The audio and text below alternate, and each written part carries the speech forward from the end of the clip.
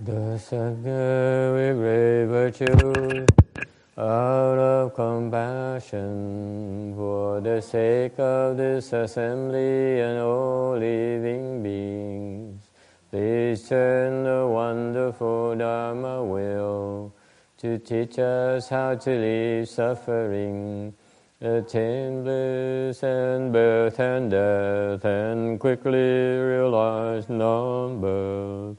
Cung thính đại đức tận thinh, vì thứ pháp hội cấp nhất thiết chúng sanh, xin chuyên diệu pháp luân giao đạo ngỡ môn, như há liêu sanh thoát tư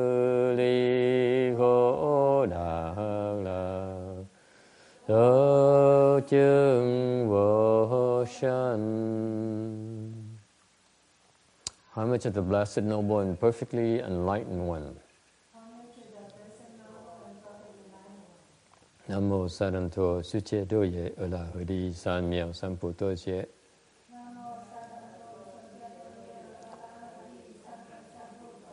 Nam mô Tạc Đạc Tha Tô Ya Đa Ya A La Ha Đề Tam Miao Tam Bồ Đà Tọa.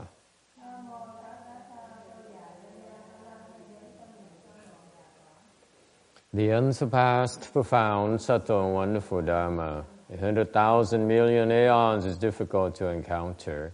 Now that I've come to receive and hold it within my sight and hearing, I vow to fathom the thus come one's true and actual meaning.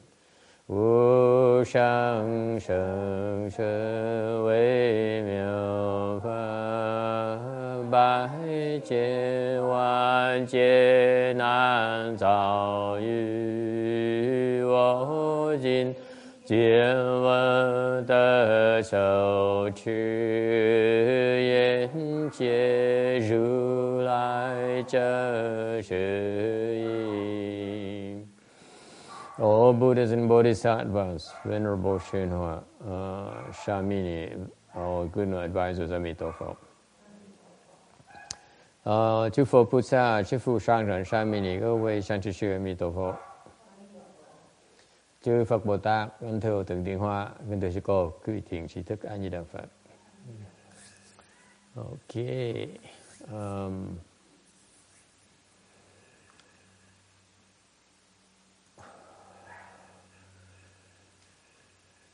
Remind me to get my wristwatch there, and on the windowsill, before I forget. Right there, I was charging the battery. Right there on the window. Yeah, thank you. I forget, then I won't have use of it. Yeah, thank you. Still very low. Okay, today is the 19th of February, 2012. We gather in Rosemead, California to lecture on the Amitabha Sutra. We're on slide 518.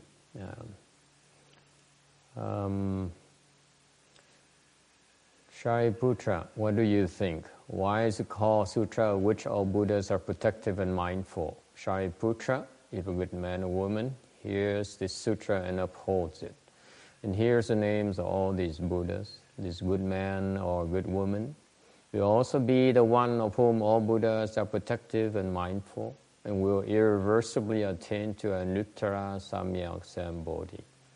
Therefore, Shariputra, all of you should believe and accept my words and those which all Buddhas speak. Sơ Lì Phụ, Yu Ru Yi Yun He, He Gu Ming Wei Yi Jie Zhu Fo Su Hu Nian Jing. Sơ Lì Phụ, 若有善男子、善女人闻是经受持者，即问诸佛名者，是诸善男子、善女人皆为一切诸佛之所护念，皆得不退转于阿耨多罗三藐三菩提。是故舍利弗等戒当信受我语及诸佛所说. Này xá lợi, Phật, ý của ông nghĩ sao? Tại sao gọi là kinh được tất cả chư Phật hộ niệm? Này xá lợi Phật, nếu có kẻ thiện nam, người thiện nữ nào nghe kinh này mà thọ trì, mà nghe được danh hiệu của chư Phật, thì những thiện nam, thiện nữ ấy đều được tất cả chư Phật hộ niệm cho, và đều được không thối chuyển nơi đạo vô thượng, chánh đẳng, chánh giác. Cho nên, này xá lợi Phật, các ông nên tin nhận lời ta và lời chư Phật nói. We are nearing the end of the sutra. We just talked about how the Buddhas of the six directions, symbolizing the 10 directions, all Buddhas in the Dharma realm praise of this inconceivable sutra. Mình nói cái phần mới vàng xong là phần chư Phật lục phương, hoặc là tượng trưng cho chư Phật mười phương, tán thán cái kinh bất khả tư nghị này.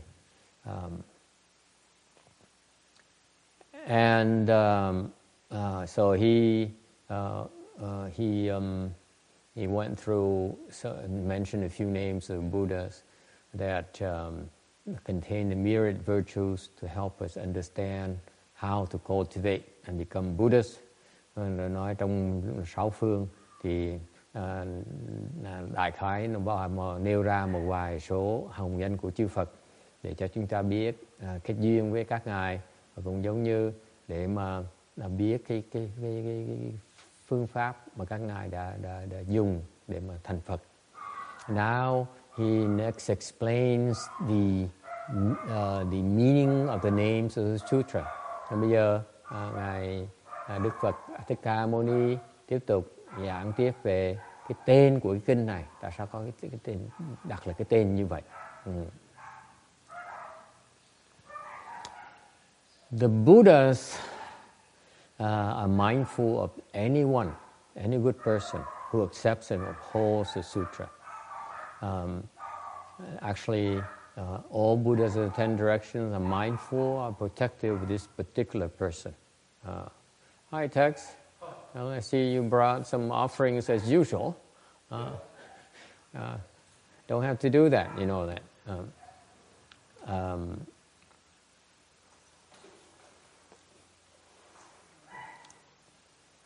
If you're a good person, nếu quý vị sống lương thiện, and you uphold and accept the sutra and upholds the sutra, then all Buddhas are mindful and protective of you. Nếu chúng ta sống cuộc đời lương thiện, chúng ta thọ trì cái kinh này, thì chư Phật sẽ ý tưởng tới chúng ta, biết tới chúng ta và bảo vệ cho chúng ta. It's that simple. This is why we recite this particular sutra every day during our ceremonies. Okay? Every other day at least. And we recite this sutra on the weekend, most weekends, so that we tie conditions with the Buddhas. Bởi vậy, mỗi ngày khi làm lễ, làm mấy cái lễ thường, mỗi ngày ít nhất mỗi cách một ngày, chúng tôi tụng cái kinh này, hoặc là cuối tuần tụng cái kinh này để mà tạo cái duyên với chư Phật. Just think about it. If you behave decently and maintain the sutra, then the Buddhas will be protective of us and they will keep us in mind. Quý vị tưởng tượng như vậy, mình chỉ sống cuộc đời lương thiện thôi, và mình thọ trì kinh này thôi, thì chư Phật sẽ bảo vệ cho chúng ta. Okay? And also, they will invisibly help us progress irreversibly towards Buddhahood. Hơn nữa, chư Phật sẽ âm thầm giúp đỡ chúng ta tiến về Phật quả. This is another reason why this sutra is also recited when people die, because we help create these types of blessings for the deceased. Và một cái lý do nữa là tại sao khi mà người ta qua đời, những người qua đời đó thì thường thường đem kinh tới mà tùng cho họ nghe, tại vì muốn tạo cái nhân duyên này cho những cái người quá cố. Okay. The Long Life Sutra, Infinite Life Sutra says, if you have not already cultivated blessings and wisdom in the past, then you cannot possibly hear of this proper Dharma. Kinh Vô Lượng Thọ nói rằng nếu đã không từng trồng phước, đức và trí huệ trong quá khứ thì không thể nào nghe được cái pháp tịnh độ này. In particular, there are many of us who have already venerated and served all these come ones. That is why we have obtained the causes and conditions here of this particular these principles. Hơn nữa, rất nhiều chúng ta, quý vị đừng từ quá thường lấy, đã từng sùng kính và cúng dường cho tất cả các Như Lai. Thành bởi vì chúng ta đã trồng cái nhân duyên để mà nghe được cái giáo lý của của pháp môn tịnh độ này. Okay? In other words, for us to be able to be exposed to this particular sutra and this Pureland Dharma door, we are tremendously blessed. Bằng cách khác, chúng ta nghe được cái kinh cái kinh này và nghe được cái pháp môn tịnh độ này, chúng ta thật có nhiều phước đức, có nhiều không thể tưởng được. This is because we have planted in the past causes to hear this sutra. Tại vì đã từng trồng cái nhân ở trong này. What causes did we plant and conditions we planted in the past? We venerated and served many thus come ones. Vì trong quá khứ chúng ta đã từng sùng kính và phục vụ cho vô lượng đấng Như Lai rồi. Yes. Well, if we venerate and serve many thus come ones in the past, how could we possibly be here as ordinary people now?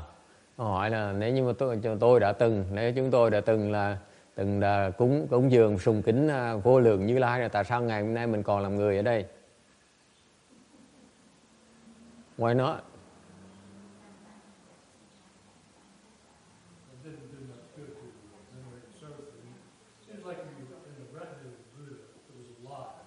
Yeah.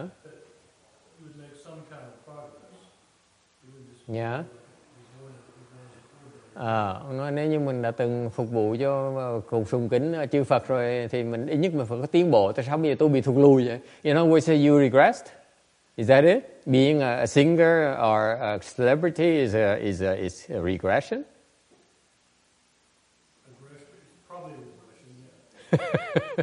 Ông nói nếu như kiếp này mà tôi làm ca sởi, mà tôi làm nhân vật nổi tiếng, tôi coi cái đó là gọi là bị thụt lùi rồi. Tôi đã từng phục vụ cho Phật rồi. You have such a low opinion of yourself, don't you? Just because you serve the president doesn't mean that you're going to be there all the time. You may have to go and become a mayor in a small village.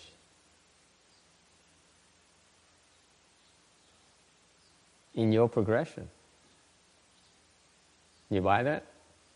Yeah. You stuck on the status quo, on progress. The idea here is to progress as causes and conditions allow us to progress. Okay. Ông này ông hơi kẹt ở cái ý niệm. Ông nghĩ rằng là khi mà mình phục vụ cho Phật rồi là mình là trình độ cao lắm. Chẳng như tôi trả lời ngược, tôi nói là mà quý vị phục vụ cho tổng thống đâu có nghĩa là khi nào quý vị cũng ở bên cạnh tổng thống được đâu. Nhiều khi cái nhân duyên nó xảy ra để cho quý vị phải đi ra làm một cái chủ làng, cái chủ làng thôi. Tại vì cái nhân duyên nó chỉ cho phép chúng ta như vậy thôi, không thể làm hơn được. Cái không nên chấp trước vào một cái hoàn cảnh nào cả.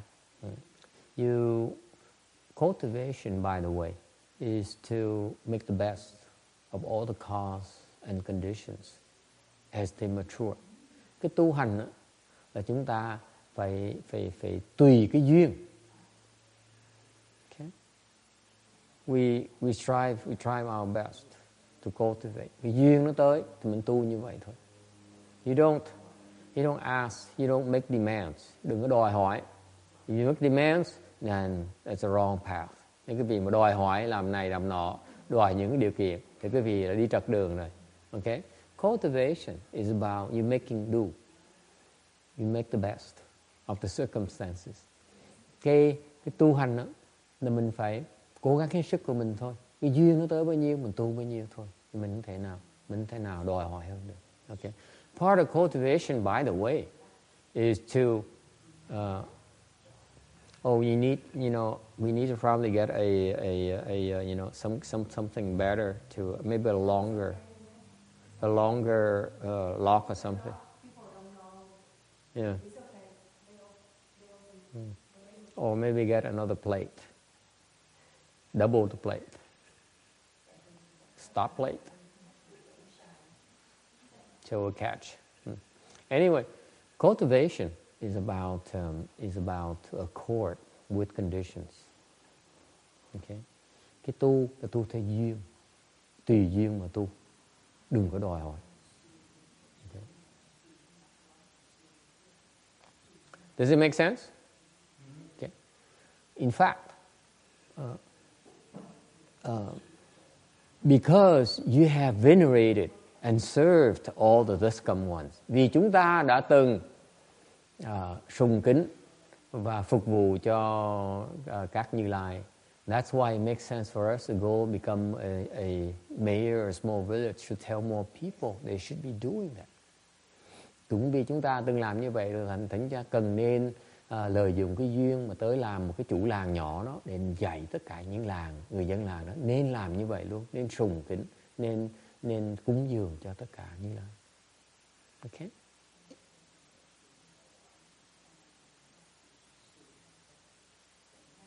All right. Any other questions or comments? Ai có ý kiến thắc mắc gì khác không? 523. The Avatamsaka Sutra has a verse that says that I'd rather endure the hell sufferings in order to hear the Buddha's name. Do not vow to be born into the heavens and not hear the Buddha's name. Kinh Hoa Nghiêm nói rằng là chẳng thà mà tôi chịu nhận cái khổ, cái cực khổ của cái địa ngục mà để nghe tới cái hồng danh của Phật. Đừng có nguyện rằng là được sinh vào cái cõi trời mà không thể nghe được cái tên của Phật. To be able to hear this sutra and to uphold it, these kinds of people are the ones with superior roots, with great causes and conditions, and all will obtain the Buddha's protection. Nghe được cái kinh này và trì cái kinh này, thì những cái người đó là họ có thường căn và đã có nhiều cái nhân duyên với kinh với pháp này, và sẽ được cái sự hộ niệm của tất cả chư Phật. Any questions or comments? Ai kiến thắc mắc gì không? Okay, 524. Moving along. Tầm 524. The Buddha has 3 virtues. Đức Phật có 3 cái đức. First of all is prajna virtue. Thứ nhất là bát nhã, đức bát nhã. In here, this wisdom virtue, wisdom and virtue, they reach the ultimate. Cái bát nhã đức là cái trí huệ, và cái đức nó đã đạt tới cái tột đỉnh rồi. Okay. None higher. Cái này nhất rồi. Okay. Number 2, liberation virtue. Cái thứ nhì là giải thoát, đức giải thoát. It's about to be able to sever the virtue of severing at its ultimate. Cái giải thoát có nghĩa là mình có thể đoạn được tới cái cực điểm rồi. Đoạn cái gì? What are we severing? You might ask. Right on the tip of your tongue, isn't it? What are you severing? Đoạn cái gì? Đoạn cái khổ. We sever all afflictions. You sever yourself from all attachments. Đoạn cái khổ, đoạn tất cả những cái chấp trước. Okay? Meaning that how do you sever all, how you liberate yourself? Nó ngược lại, làm sao mà giải thoát bây giờ? You liberate yourself by severing. Mình giải thoát bằng cách đoạn, bằng chặt. It's just like that balloon. In order for it to lift into the sky, you have to sever the anchors. Giống như cái thuyền không khí đó, cái thuyền không khí đó. Trước khi nó bay lên, mình phải chặt cái dây, nó giữ lại, nó cột nó lại trên mặt đất. Okay? So, liberation is to ascend, is in a form of ascension. Therefore, you need to sever from ourselves, from the ties that bind us back. Thành ra, cái giải thoát là mình thoát ly ra, mình lên cao, nâng lên, muốn nâng lên, mình phải chặt những cái nó ràng buộc chúng ta lại. Okay? So how do you sever? Làm sao mà chặt bây giờ? In order for you to sever, you must be able to recognize that which binds you. Muốn chặt phải nhận diện ra được cái gì mà đang cột chúng ta lại. How do you recognize what binds you? Làm sao nhận ra cái gì cột chúng ta lại? Yes? Yeah. 怎么认识什么是在cột lại? Yes. Well, everything you like, everything you think you need, everything you don't like. Tất cả mình thích, tất cả gì mình không thích. Yes. Everything? Just about everything? Seems to be a lot of work. Như tất cả mọi chuyện. That's scary, isn't it? Yeah. It's depressing. So what's the point in living? Nếu mình tất cả nó ràng buộc mình lại thì mình sống làm cái gì? Why bother living? What's the point in living? 他说是一切都是在绑住我们。Okay? 所以我们需要断，什么都要断。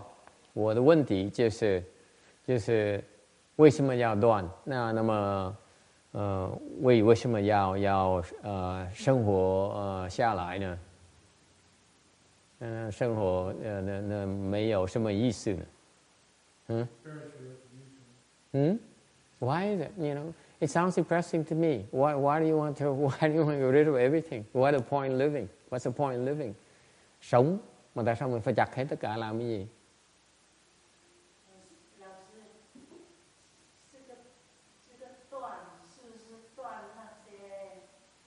Chấp着，对，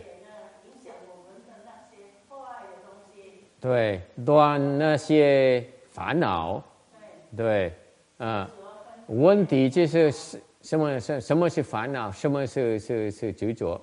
他说是什么都是执着，什么都是烦恼，所以什么都是要断。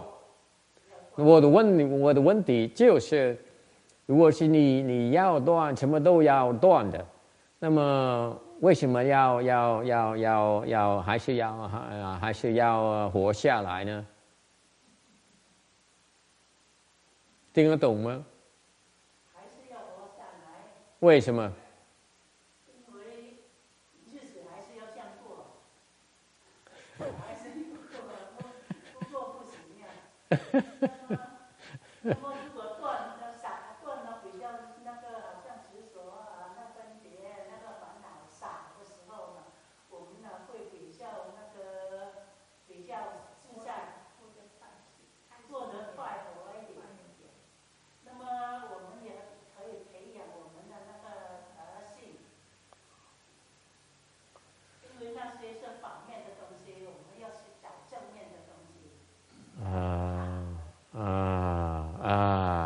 She's getting close. She says, of course, you have to keep on trying. And she says that she wants to find the truth.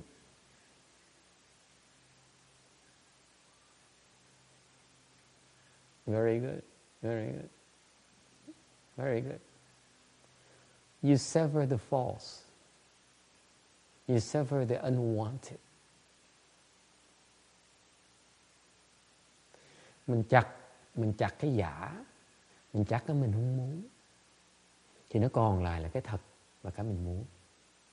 What's left? This is the secret of life. Cái này là cái bí mật của cuộc đời. Ai cũng không dám chặt cái giả, ai cũng không dám chặt cái khổ, thành ra bị khổ và bị mê muội. Dễ sợ không? 听得懂吗？你说的很对。一般的人，他们不敢断那些虚假的东西，那些烦恼。如果是你可以断烦恼，你可以断所有的虚假的东西，那么就你只有虚虚的。Okay, I don't know how to say in Chinese. Chỉ còn cái thật thôi, chỉ còn cái tốt thôi. Mình đoạn cái giả, mình đoạn cái hư thì chỉ còn cái thật và còn cái sướng thôi. Cái đó là cái bí mật của cuộc đời. Nói cho bạn. You see, it's very important. The fact of the matter is that we are confused. That's why we hang on to the false. We hang on to what we can believe to be. We hang on to suffering, thinking it's good for us. If we are able to spot and recognize suffering, what it really is, suffering, we are able to spot and recognize what is false, what it really is, false. If you sever the false, you sever the suffering, all you left is the truth and the happiness.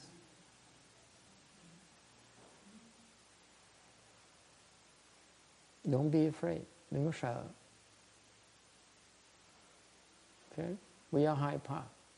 要断，继续断烦恼，继续断苦恼。Okay? Keep on severing. Don't stop. Don't worry. Okay? You spot whatever you think whatever is false, whatever is suffering. When you understand it's suffering, cut it off. Don't hang on to it. That's all there is to it. Does it make sense? And this is the Buddha's wisdom. Cái này là trí huệ của Phật. Cái này là Phật的智慧. 对. You cannot develop for your wisdom unless you commit yourself to severing. Mình không thể nào phát cái huệ nếu như mình không chịu đoạn. If you refuse to sever love for your children, nếu mình nhất định không dám đoạn cái tình thương với con gái mình, you won't unfold your wisdom. Không cách nào mở cái huệ được. Mình sẵn sàng đoạn. You have to be prepared to sever that attachment before you can have true wisdom. Có người bắt đầu suy nghĩ. Like some people are thinking now, I need to sever love for my children. Absolutely, yes. If you prepare to sever it, that's when you unfold true wisdom. That's when you understand how to truly love them. vì một khi quý vị đã biết, đã nhất quyết đoàn cái tình thương của mình với cháu của mình, thì lúc đó mình mới mở được cái chư hệ để biết cách thương nó, thiệt sự thương nó. Dễ sợ không? Think about that. You have to be prepared to let go of that love before you know how to love.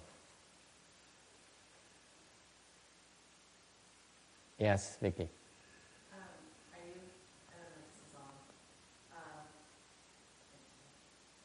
It should be a red light. If not, you need new battery.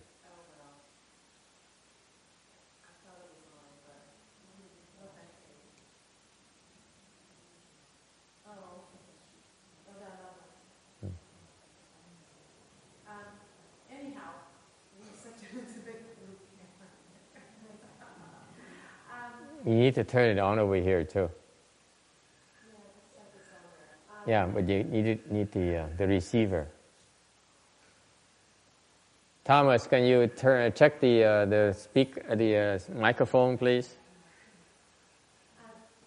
The thing that you had mentioned before in one of your lectures is that you have to be able to drop it. You have to be able to drop it. Yes. So is that the same thing as severing? Yes. Severing is just dropping. Well, I feel better you prepare to let go. Yes? Well, I feel better now. I mean, if I think of it as dropping as opposed to severing. Yes. It's the same concept. Dropping is sometimes construed as it's under your control. Severing is construed as maybe it's not under your control. It's binding you. So it's someone else binding you. And you need to take a knife and chop off that bond. Even though they are initiating the attachment, you still need to sever that yourself. That's called severing. Okay? It's two different directions. Dropping is your control. Severing is someone else's control.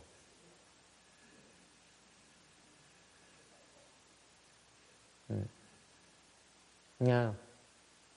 Okay. 舍是由你的决定，你可以舍东西。Okay. 断是由别人的决定。听得懂吗？ It's two different things. 对，it's very different. Okay, you cannot. You have to be careful here. You drop because you know it's up to you. It's easier. The severing is much harder because now you have to take into account other people's consideration. People's feelings and that's much harder to sever.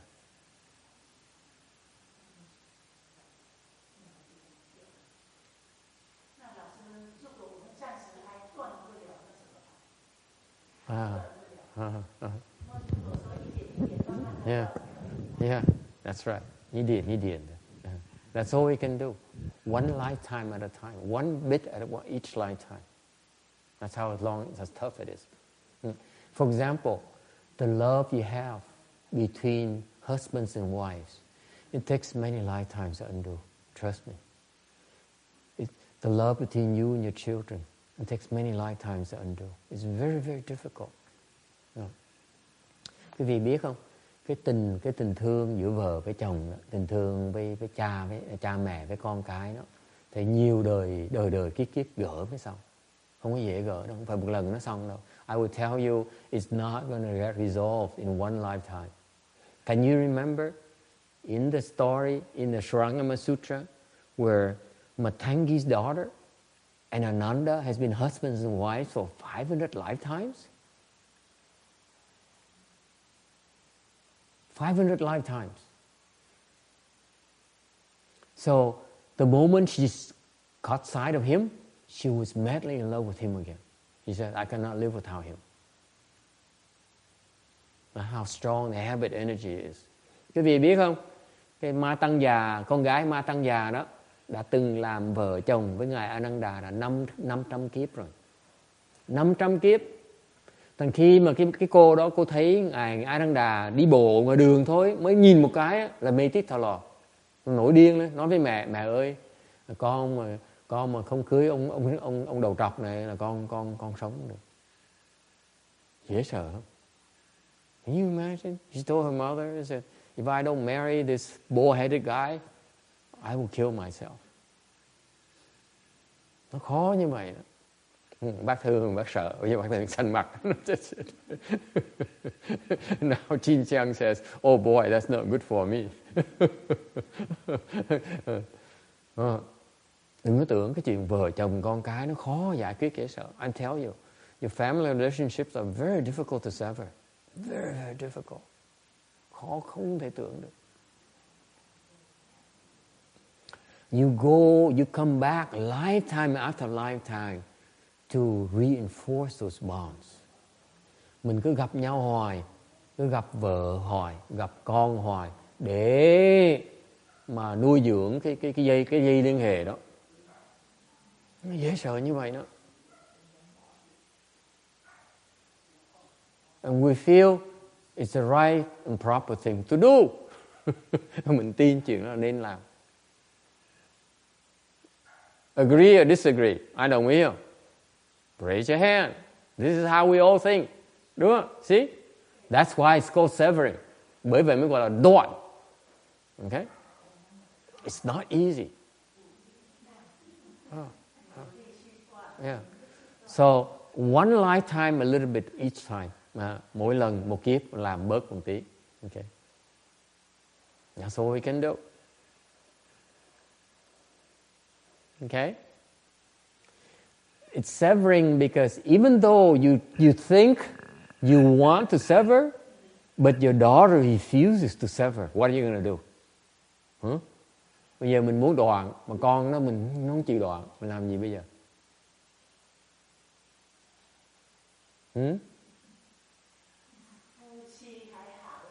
Yeah.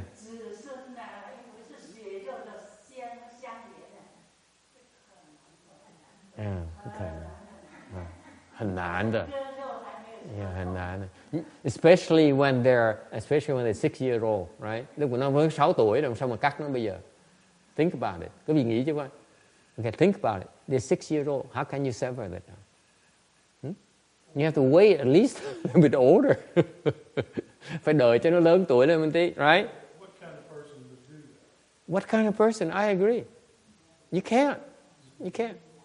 And if you wait for that kid to grow from 6 years old until they get to be 18 years old, okay, let's say 15 years old, 30, okay. All the time you're still together, you're reinforcing that bond.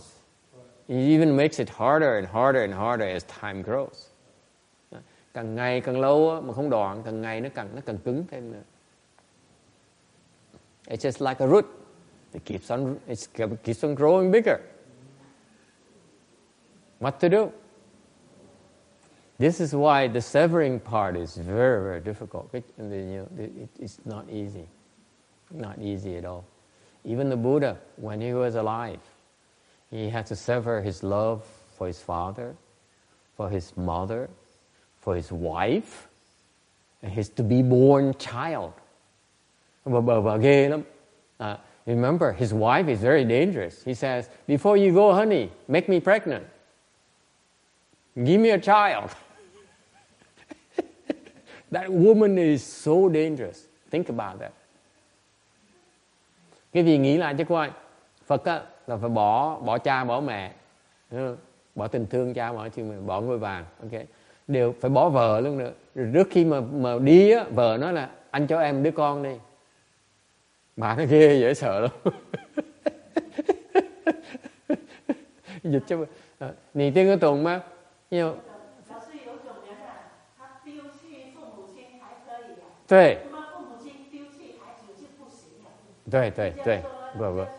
我同意啊。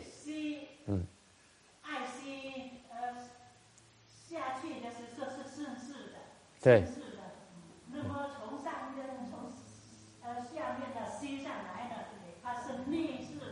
好像马儿那个什么猫那个狗的马儿这样弄的时候，它就顺势滑这样下来哈。那你从上面这样下面这样弄上去的时候，它是逆的，所以人家说孩子丢弃父母亲就容易，父母亲丢弃孩子的不行就是不行。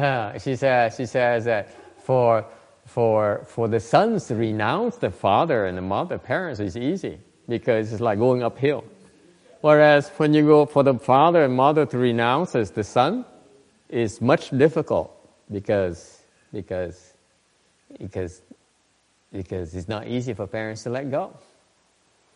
I find the opposite to be true, but I'm not gonna tell her anything. Cha mẹ giết con thì dễ dàng lắm, con giết cha mẹ không được nữa. phải để cho nó hành hạ.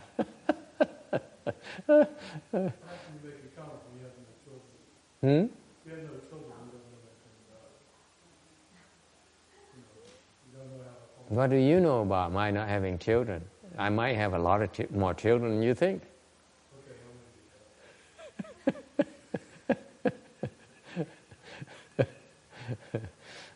I have more than one.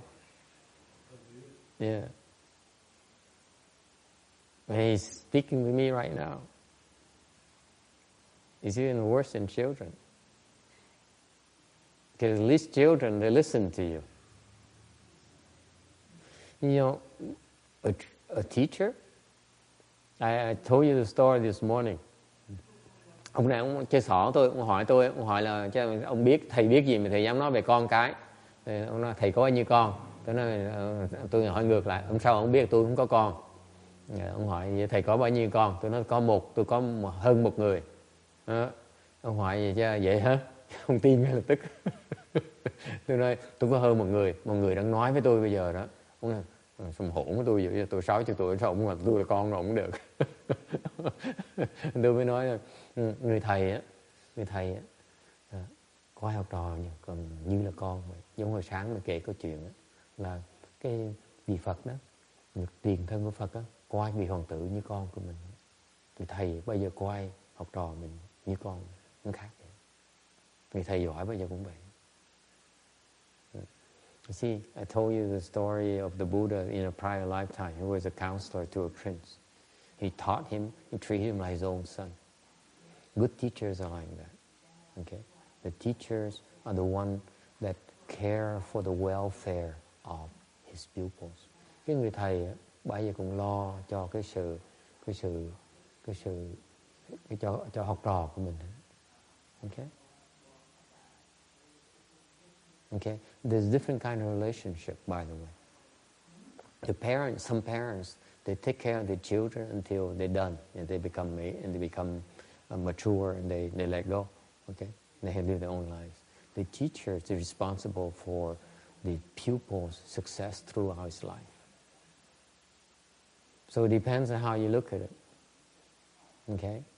If you look at a spiritual teacher, like the Bodhisattvas and the Buddhas, like my teacher, Venerable Shenhua. Have you heard of how he vows that everyone will become a Buddha before he becomes a Buddha? Isn't that one of his students? To me, that's even a much bigger relationship than between parents and children, don't you? The parents and children are only one lifetime. Master Shenhua is lifetime after lifetime. He's going to care for his disciples. Okay? So I bet you he knows a lot about parenting, a lot more than most of us parents. You buy that? No.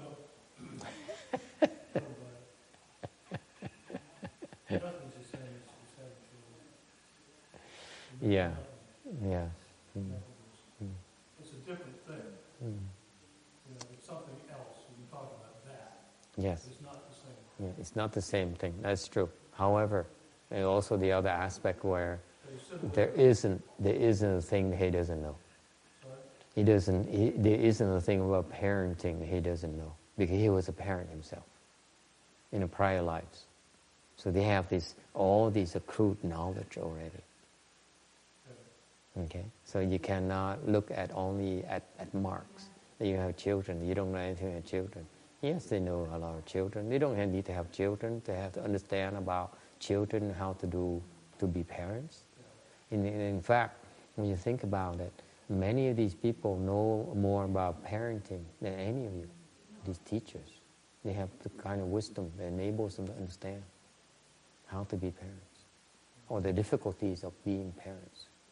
A lot more, you think. Are you saying that the access is knowledge from prior lives? Yes. There's no need to become parents. I can accept it. Yeah. But the people that can't access the knowledge from prior life, I don't accept it. Yeah. No, it's not possible. Okay. It changes everything. Having children makes you different. Yes, I agree with that. I agree. It tends to change you. Yes. Unless it's just trash. Some people trash. Well, I'm not going to touch that. Okay, moving on. Number 3, Dharma body virtue. Nói mình tiếp tục theo. Cái đức thứ 3 của Phật là pháp thân đức. Where this is where the mind nature reaches the ultimate. Cái này là cái tâm tính đó, nó đắc được cái tột đỉnh. Okay, this is supreme purity, supreme goodness. Cái tâm tính nó đắc được tột đỉnh có nghĩa là tâm tính nó cực thiện, nó cực thanh tịnh. Okay, any questions? Ai thắc mắc gì không? Okay. 525, tấm 525. Speaking of non-regression is a question. If you recite the Buddha's name with a scattered mind, how can you obtain the 3 non-regressions? Cái câu hỏi nói về cái bất thối thì nếu như mà niệm Phật với cái tâm mà tán loạn thì làm sao mà đắc được cái tam bất thối? The answer is this carries both narrow and broader meaning. In the sutra called Investigating Good and Evil Karmic Retributions, it says that if you recite, the Buddha says, if you recite my name with scattered and defiled mind, then it's not considered to even hear of my name. Trong kinh Chiêm Sát Thiện Ác Nghiệp Báo Kinh nói rằng nếu như mà tụng cái hồng danh của tôi, niệm hồng danh của tôi với một cái tâm tán loạn và không thanh tịnh thì không được gọi là nghe được cái hồng danh của tôi. By definition, a scattered and defiled mind refers to the mind as that filled with the 88 view delusions and 81 grades of thought delusions. Nói một cách chính xác thì cái tâm tán loạn đó là một cái tâm nó vẫn bị còn có 88 cái 88 loài như loài kiến hoặc và 81 loài tư hoặc. Therefore, the mouth may recite, but one cannot obtain literary wisdom. Thành mặc dầu cái miệng có thể niệm Phật nhưng đều cái tâm là không có thể khai được cái văn huệ. And this is because the samadhi power is inadequate and wisdom nature cannot manifest. Vì cái định lực nó thiếu, thành ra cái huệ tính đó, nó không có thể hiện ra. And therefore one cannot bring forth the mind of faith and understanding. Vì vậy cái tâm không có thể phát được cái tâm, cái sinh cái lòng tin và cái lòng và mở được cái huệ. However, even so, you can obtain worldly good retribution. Mặc dù như vậy, dầu có cái tâm tán loạn như vậy khi niệm Phật, nhưng vẫn được cái phước đức của cái thế gian này. However, you cannot obtain world transcending non-regression. Nhưng đều không thể nào đắc được cái tam bất thối. Okay? Furthermore, 526 on slide 526. If you obtain the Buddha recitation samadhi, then the wisdom unfolds, meaning the view and thought delusion are destroyed, and thus transforming the defiled mind into the pure mind.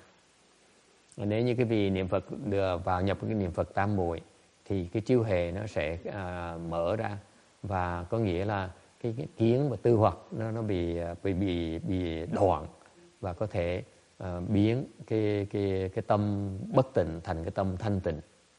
You can enter a similar position called similar non-production patience, similar primary principles, and obtaining primary principle complete giving, entering principles benefit, including hearing names of Buddha in 10 directions. Thì lúc đó có nhiều cái lời, chẳng như là được vào cái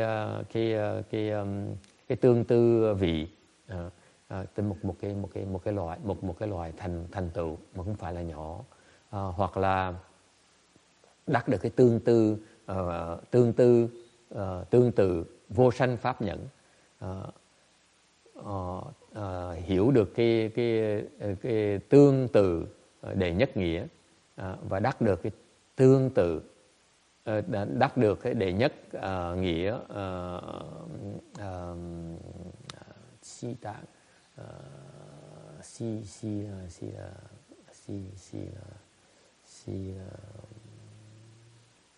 để đắc được cái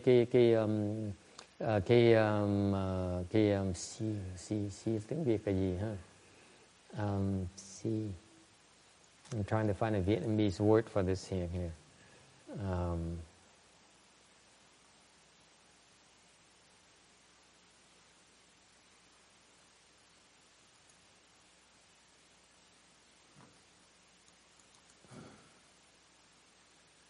Excuse me, let me look up this thing here, because it bothers me.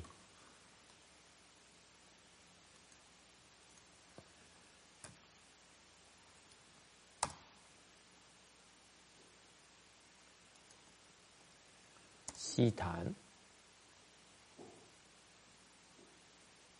tất, and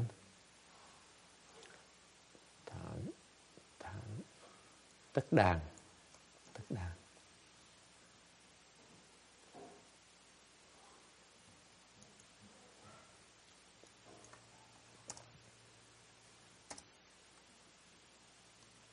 Tất đàn, ok.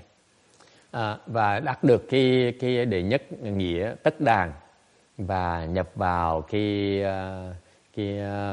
lý lợi, và nghe được cái hồng danh của tất cả Phật của mười phương. Nói cách khác, nói chung là có đắc được một cái trình độ nó khá cao, nó rất là đặc biệt. In summary, all these names here are my way to introducing you to the concepts and this degree of attainment, which is not bad, pretty good level attainment if you practice. Okay, it's not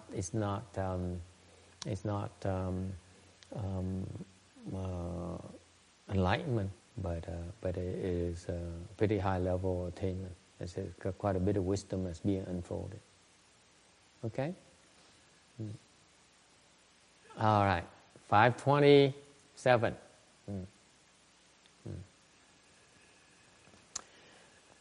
In order to attain non-regression, it's imperative to recite until you reach that Buddha recitation samadhi called one mind unconfused. Nếu quý vị muốn đắc được bất thối, thì quý vị phải nhất quyết mà niệm Phật cho tới nhất tâm bất loạn. Niệm Phật tam muội đó. And get rid of the view and thought delusions before all Buddhas become mindful and protective of us. Thành để bỏ tất cả những cái tư hoặc và kiến hoặc, thì lúc đó chư Phật mới có thể hộ niệm và cho chúng ta. Okay? And that is a narrow meaning. Cái đó là về cái phương diện hẹp. At the broader level, whether you obtain or not obtain the Buddha recitation samadhi, the Buddha's name has inconceivable power and can plant superior seeds to be reborn to the Pureland in the future.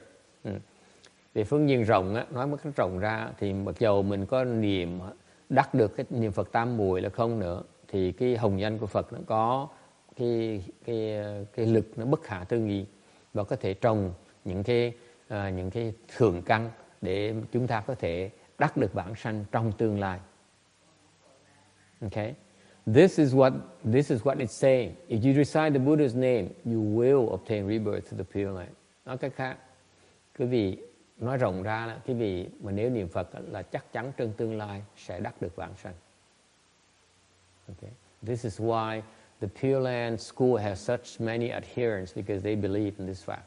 Bởi vì cái pháp môn tịnh độ rất là nhiều người tu, vì vậy đó là họ tin, họ tu cái pháp môn để họ đắc được vãng sanh, chắc chắn sẽ đắc được vãng sanh. You will obtain rebirth. Okay. So that's and if you obtain rebirth to the Pureland, then you naturally will obtain non-regression at that time. Thì nếu như mà đắc được vãng sanh, lúc đó sẽ đắc được bất thối. In addition, the Buddhas are very compassionate and kind. They don't discriminate at all, and just recite and obtain the help. Their names have inconceivable power. Hơn nữa, Đức Phật, các chư Phật rất là có tâm, chư Phật rất là đại bi, rất từ bi. Họ không có phân biệt gì hết đó. Chỉ cần niệm Phật và có thể đắc được cái sự giúp đỡ của họ. Tại vì cái hồng danh của họ có cái công lực nó bất khả tư nghị. Questions or comments? Okay, 528, trong 528. In the Infinite Life Sutra, trong cái kinh vô lượng thọ đó, gọi là Đại Bổn Di Đà Kinh đó. Shakyamuni Buddha said to Maitreya Bodhisattva, says, I uphold the sutra an extra 100 years after all other sutras disappear. Đức Phật nói với Ngài Di Lặc Bồ Tát rằng, ta, Như Lai, sẽ ủng hộ thọ trì cái kinh này hơn 100 năm sau khi tất cả những cái kinh nó biến mất rồi. You have to realize Shakyamuni Buddha keep this sutra around for 100 years on purpose. Sau khi tất cả những cái kinh, after all the sutras disappear, he purposely maintained the sutra for another 100 years. Sau khi tất cả những cái kinh khác đã tiêu hết rồi, đã biến mất rồi, thì Đức Phật Thích Ca Mâu Ni mới cố ý duy trì cái kinh này để nó còn tồn tại thêm 100 năm nữa. This is out of the Buddha's kindness and compassion. Đó là tại tâm Phật rất là từ bi. Okay.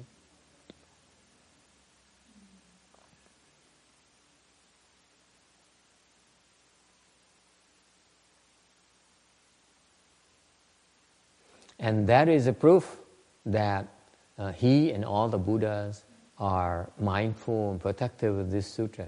Đó chứng minh rằng Đức Phật Thích Ca Mâu Ni và các chư Phật đang hộ niệm kinh này.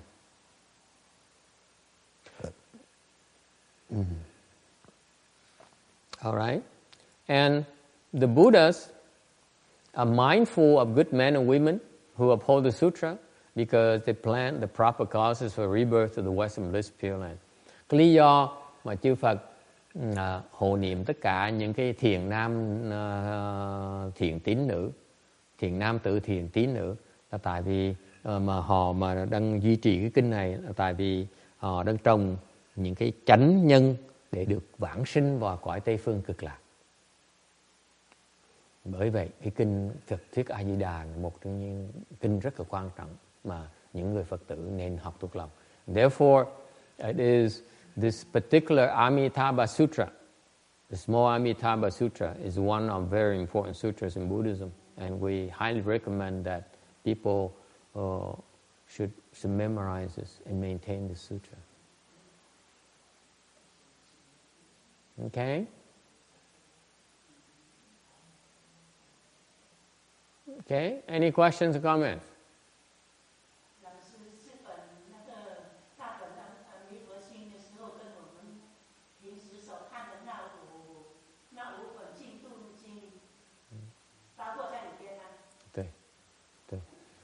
Ta Bẩn 就是无量寿经. Okay. She asked the Lord Sutra, what is it? I say, is it one of the 5 great Pureland Sutras? I said, yes. The Lord Sutra is basically the short name, a nickname for the Infinite Life Sutra.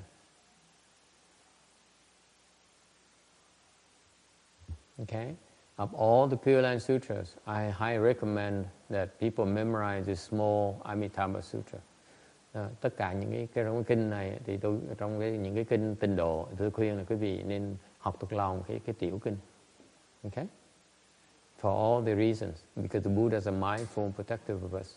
Vì Đức Phật sẽ hộ niệm với chúng ta. Okay? 529. Tấm 529. The Buddhas are mindful of the 3 kinds of living beings. Đức Phật ý niệm cho 3 cái loại chúng sanh. They're mindful of the deviant samadhi, the people who have no samadhi, and have the people who have the proper samadhi.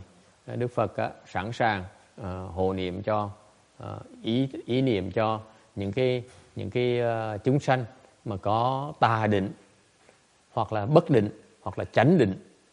Đức Phật không có phân biệt, so they don't discriminate. Okay?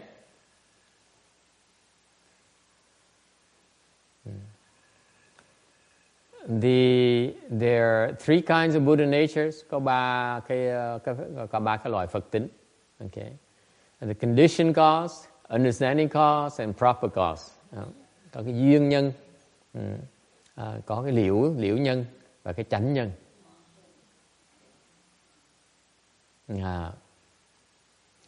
The conditioned cause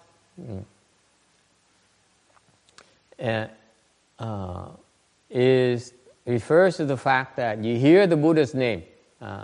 Cái duyên nhân có nghĩa là quý vị nghe được cái hồng danh của Phật. And it enters your eighth consciousness store. Và vì nghe cái danh của Phật thành nó được trụ vào cái a la giải thức của quý vị. And it plants down the seeds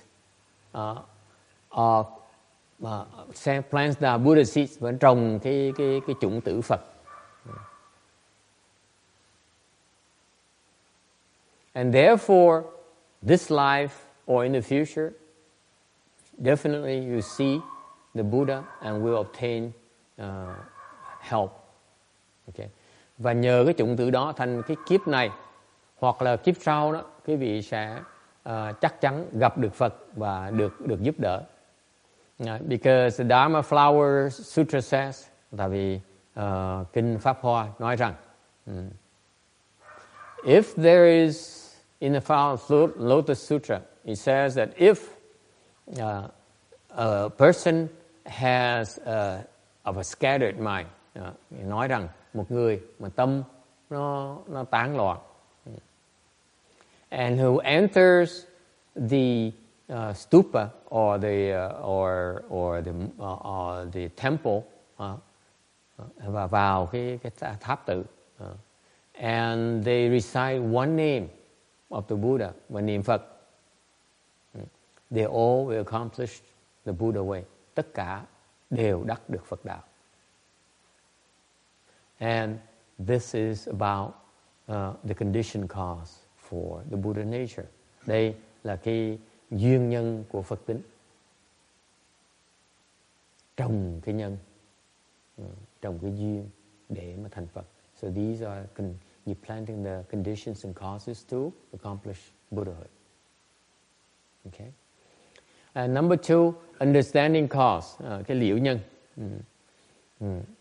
In there, the Buddha says, Shariputra, if there is a good man or good woman who hear of this Amitabha Sutra, who accepts it and maintains it and reads it and recites it, or explain its meaning or practices it. And when the mind, he becomes single-minded, then the Pureland will manifest. And then he understands that only the mind is the Pureland. And this belongs to understanding the cause. Okay. Thì kinh mới nói là xá lợi Phất, nếu có thiền nam tự thiền nhân nào nghe được kinh A Di Đà này và thọ trì đọc tụng giải nghĩa hoặc là tu hành nhất tâm tương ưng, phải đắc được cái nhất tâm, thì lúc đó cái tịnh độ nó sẽ hiển hiện ra, và lúc đó sẽ hiểu rằng á, là cái tịnh độ chỉ là cái tâm thôi. Okay. Cái này thuộc về loài liễu nhân. So this belongs to the fact that they understand that thank you. They understand that the Pureland is not separate from the mind. Hiểu rằng là tâm nó không khác, nó không ngoài cái tịnh độ. This is why the Lotus Sutra says, bởi kinh Pháp Hoa mới nói rằng, if there is those who have heard of the Dharma, there is no one that will not accomplish Buddhahood. And Pháp Hoa, kinh Pháp Hoa mới nói rằng, nếu có bất cứ ai mà nghe được cái pháp rồi thì không ai sẽ không thành Phật. Okay? So you understand that the cause for accomplishing Buddhahood is right there. It's in the mind. Là cái tâm mà là cái tâm là cái nhân để mà trồng ra thành cái Phật quả. Number 3, your proper cause. Cái thứ ba là chánh nhân. It refers to in the Earth Store Sutra. The Buddha informs Earth Store Bodhisattva. He says, if there is good man, good woman within the Buddha Dharma, plants down even a smallest good root, whether it's a hair or a dust mote or a drop or a grain of sand, size of a grain of sand, then you should use your Dharma power to protect and support this person and enable them to gradually cultivate the unsurpassed and not let them lose it. Thì Phật mê trong kinh Địa Tạng, Phật nói với ngài Địa Tạng Bồ Tát, nói là nếu có một cái thiện nam tử, thiện nữ nhân nào, nếu trong Phật pháp mà trồng một cái thiện căn rất nhỏ, dầu chỉ nhỏ bằng một cái sợi lông, một cái bụi trần, một cái hạt cát hoặc là một cái giọt nước đi nữa đó, thì ông cũng nên, Địa Tạng Bồ Tát cũng nên dùng tất cả cái đạo lực của ông để mà ủng hộ cái người này, để từ từ tu hành cái đạo vô thượng và không để họ mất cái đạo vô thượng này. So in other words, if you plant the smallest goodness within the Buddha Dharma, then you obtain the help from Earth-store Bodhisattva. Nói cách khác, nếu quý vị trồng được một tí xíu cái thiện căn về trong Phật pháp ấy, thì sẽ có được ngài Địa Tạng Bồ Tát ủng hộ quý vị. Yes. What if somebody plants it for you, or you plant it for somebody else? Make offerings to someone else's. Chẳng hạn như nếu mình trồng cái thiện căn thay người khác trồng thiện căn thì sao? I don't think it counts. Tôi nghĩ là không có tính đâu. It doesn't count. No? What do you think? Cái vị nghĩ sao? Nếu mình giúp người khác trồng thiện căn thì có được không? Như Trinh, vấn đề là, 如果是你替别人种下来一点点的善根，那算不算？对，那算不算？你替别人种下来种子，善种子，那算不算？替别人种下的善种子。对。我想应该也算。Tôi hỏi bà này, người Hoa và nghĩ là nếu như giúp người ta trồng chủng tử có tính là không tính, và nói nghĩ tính. Ok, Venerable Xiển Khai, what do you think? Cô Hiền Khai nghĩ sao?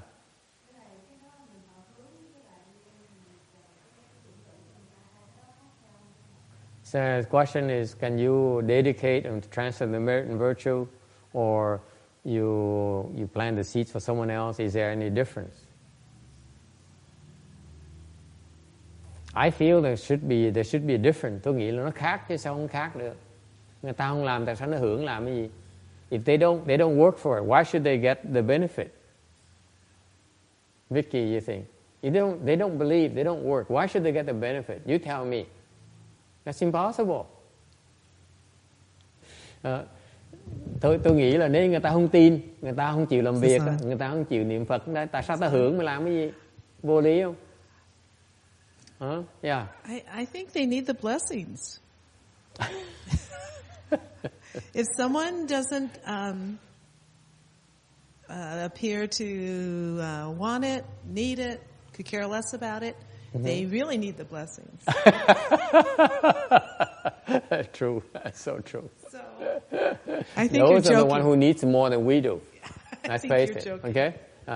Okay. Bà nói rằng bà nói khôi hài, bà nói là nếu cái người mà không tin, người ta không thèm tin, người ta không thèm tu, người ta không thèm làm chuyện tốt, thì cái người đó mới thiệt ra cần mấy cái phước đó hơn mình.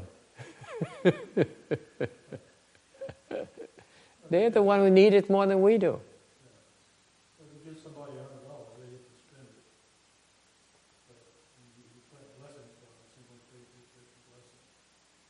Yeah, actually, when you give them the blessings, they have the money and you have the blessings as well. Khi mình cho người ta, cái Phật pháp nó hay vậy đó. Mình làm chuyện, mình cho người ta được cái hưởng cái phước đó, mình còn được hưởng cái phước đã làm cái chuyện tốt nữa. You get the $100 and you get the blessings for having given $100. That's why the transference is so important. Mình cho người ta 100 đồng, người ta được 100 đồng, còn mình còn được hưởng cái phước để cho người ta tạo cái phước 100 đồng. Okay? Thành ra cái pháp hồi hướng là rất là quan trọng. This is the transference dharma, by the way. Giving it to someone else is simply transferring the merit and virtue. Mình cho người ta là hồi hướng công đức. Okay? And that is why at the end of every session of cultivation session we give it away. Bởi vì mỗi lần chúng ta tu xong, chúng ta hồi hướng công đức cho tất cả chúng sanh. Okay? Yes, so the answer is yes, absolutely. And the rationale again is not the unspoken rationale is that they need it more than we do. Cái sự thật là cái lý do mình phải hồi hướng công đức là tại vì họ cần nó hơn mình. They need it more than we do. Okay? That's why we have to give it away. Họ cần thì mình phải cho. They need it a lot more than we do, therefore we must give it away. Does it make sense? That's the mindset of cultivation. Okay. So the point here again, if you plant any good seeds, you have the help of Ersto Bodhisattva. Nhắc lại quý vị, nếu quý vị trồng một cái thiền căn nào đó thì sẽ được Địa Tạng Bồ Tát đã theo nghe lời của Phật dạy là phải giúp đỡ cho chúng ta để chúng ta đắc đạo. So the Buddha says, I don't care whoever that person is. You only plant one good seed once, even no matter how small. You have to help this person become a Buddha. That's the Buddha's directive to Ersto Bodhisattva. Think about that. Cái vị tưởng tượng chứ coi. Địa Tạng Bồ Tát đó, giúp đỡ tất cả chúng sanh để thành Phật. Okay?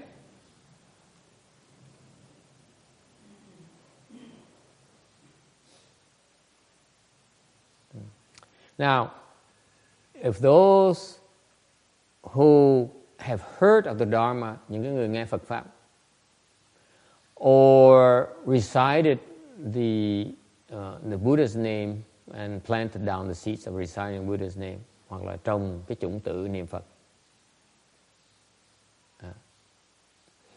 Therefore, they will belong to the first two causes, condition, understanding causes. Okay, thì họ thuộc về cái duyên nhân và liễu nhân. And therefore will assist in making, in maturing and manifesting the proper cause. Vì trồng hai cái duyên nhân và liễu nhân thành sẽ giúp cho cái chánh nhân nó hiện ra. And therefore they will bring forth the Bodhi mind và phát Bồ Đề tâm. And because of that, all the Buddhas are mindful and protective of them. Vì vậy, tất cả Phật đều hộ niệm cho những người đó và họ sẽ đắc được A Nậu Đa La Tam Nhiều Tam Bồ Đề. And they will attain non-aggression towards the Buddha fruition.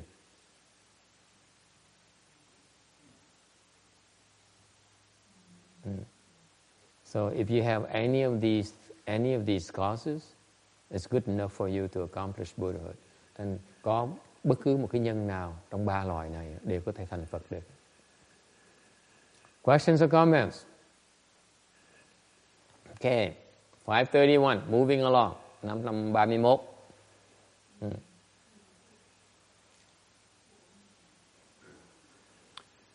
The Buddhas and Bodhisattvas are mindful of living beings. Phật Bồ Tát là hộ niệm cho tất cả chúng sanh.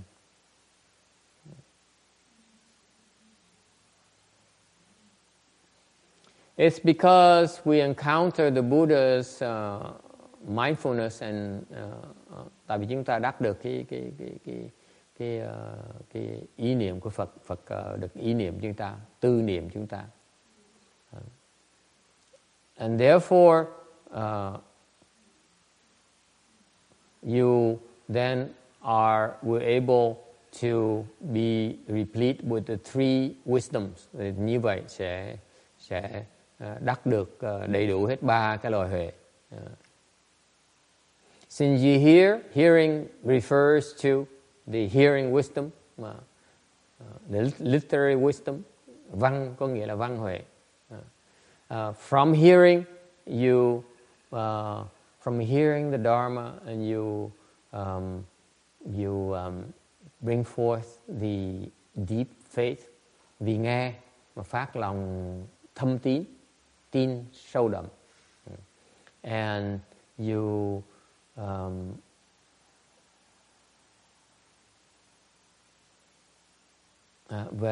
and therefore when you recite the Buddha's name, you recite with strength and vigor. Và nhờ như vậy niệm Phật, cái pháp môn niệm Phật đó, nó càng ngày nó càng vững chắc. And that is actually the contemplative wisdom. Cái đó thiệt ra là cái tư huệ.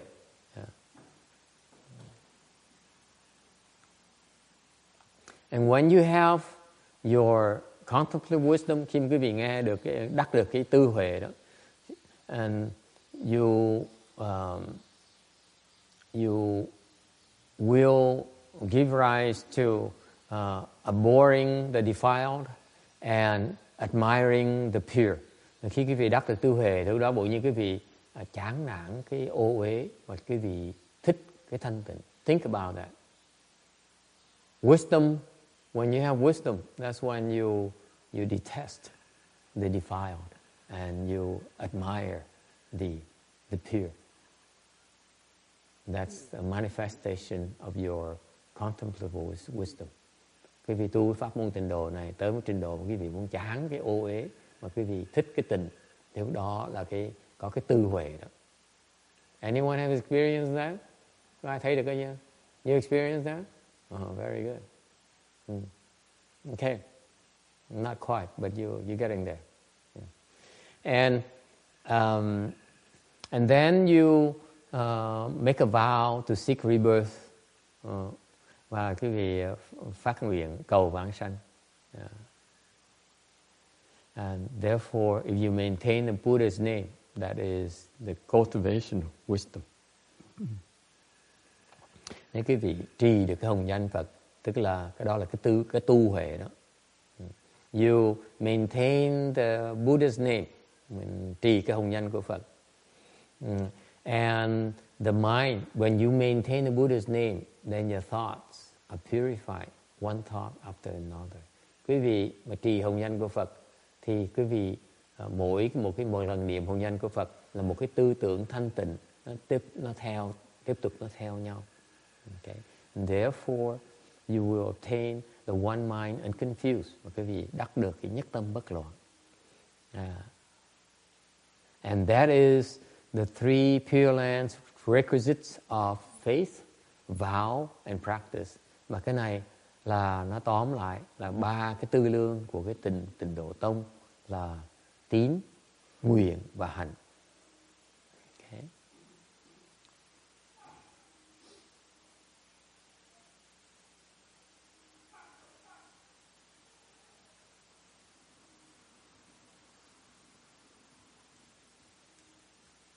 Okay. So, and if you hear of the Buddha's name, và những người mà nghe hồng danh Phật, and that means that you also hear of the names of all the Buddhas of the 6 directions, 10,000 virtues.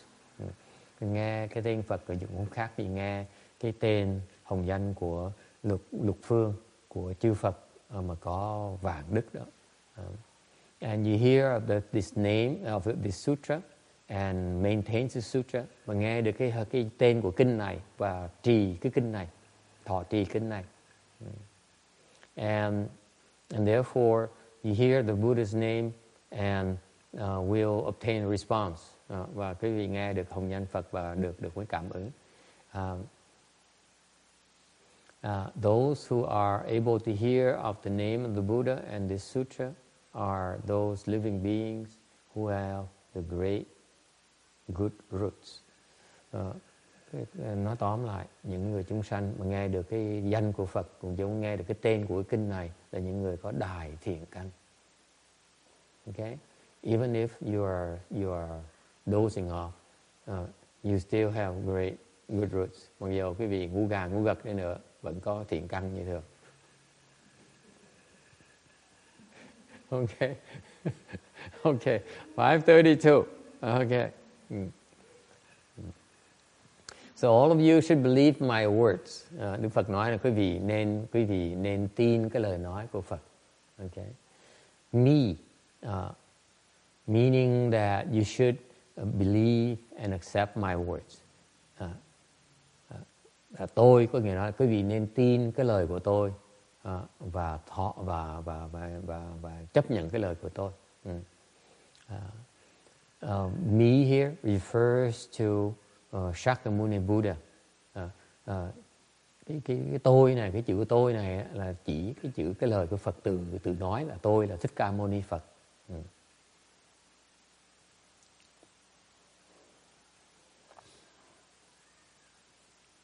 Okay, so I'm talking about the Pureland Dharma door. Okay, and in particular, tôi đang bàn về cái pháp môn tịnh độ.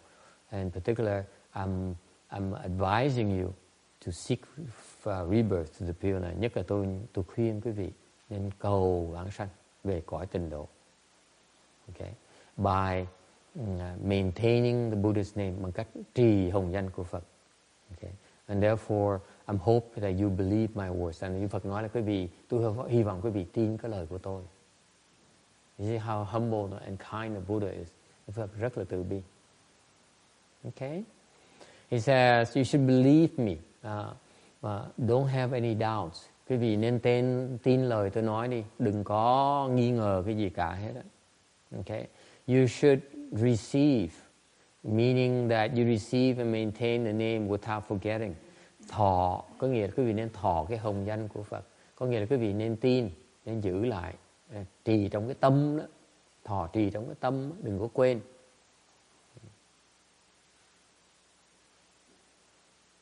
He says, not only you, but all living beings should also believe me.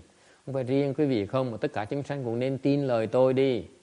Okay, và tin và thọ trì. It's not only my words, also the words of the Buddha they should believe. Những cái lời quý vị có thể tin được, chẳng phải lời riêng của tôi, mà lời của tất cả chư Phật luôn nữa. Okay. As for the people who do not believe, những người không tin, then the Infinite Life Sutra says, thì kinh Vô Lượng Thọ nói rằng, those who do not believe in the Buddha's words, những cái người mà không tin lời của Phật nói,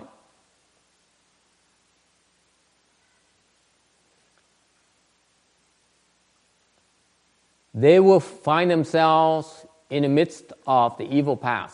Những người không tin lời Phật nói là họ sẽ lọt vào cái ác đạo.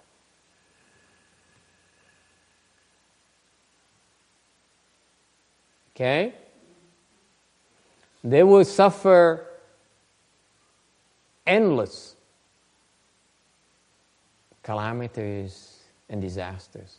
Họ sẽ gặp vô tận các cái loại tai nạn. Okay.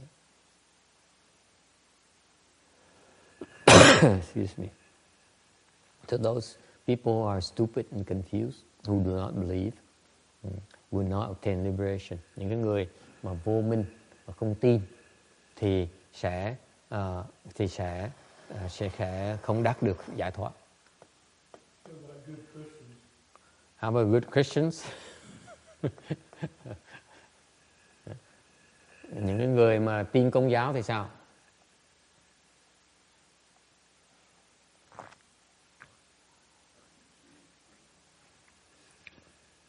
Do good Christians believe in the Buddha's words? Những người mà Công giáo tốt rồi, con chiên là đạo Công giáo đó, họ có tin lời Phật không? They don't, right? Then they don't have a chance. Họ không tốt. And this is why it's important for us to keep on disseminating these teachings and make them available, more widely available to more people. Bởi chúng ta phải cần hoằng dương cái Phật pháp để có những người biết và tin cái lời Phật, so that they can believe in the Buddha's words. Okay?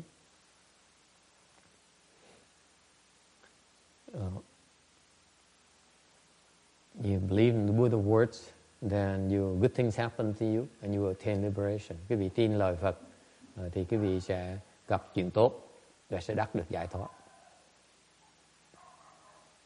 Okay? Questions or comments? Có ý kiến thắc mắc gì không? 533. 133. Shariputra. If there are people who have already made the vow, who now make the vow, who will make the vow, I wish to be born in Amitabha's country.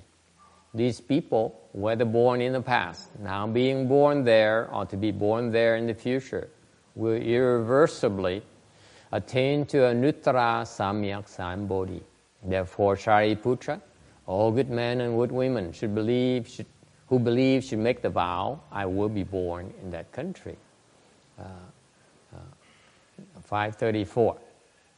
舍利弗，若有人已发愿，今发愿，当发愿，欲生阿弥陀佛国者，修诸人等，皆得不退转于阿耨多罗三藐三菩提。于彼国度，若已生，若今生，若当生，是故舍利弗，诸善男子、善女人，若有信者，应当发愿生彼国度. Này xá lợi Phất, nếu có người đã phát nguyện, đang phát nguyện, sẽ phát nguyện muốn sanh về nước của Phật A Di Đà, thì những người đó đều được không thối chuyển nơi đạo vô thượng chánh đẳng chánh giác. Ở nước Phật kia, những người này hoặc đã sanh, hoặc đang sanh về, hoặc sẽ sanh. Cho nên, này xá lợi Phất, các thiện nam tử, thiện nữ nhân, Nếu ai có lòng tin, hãy nên phát nguyện sanh về cõi nước kia. I'm on slide 536. Okay.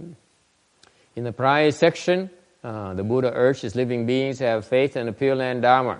Phần trước, Đức Phật khuyên chúng sanh nên phát lòng tin vào cái pháp môn tịnh độ. In this section, he urges us to make the vows for rebirth to the Pure Land. Cái phần này là cái phần mà Đức Phật khuyên chúng ta nên lập nguyện. Okay. So again, we go through the order of faith vows. Mình đi theo cái thứ tự của cái tín và nguyện.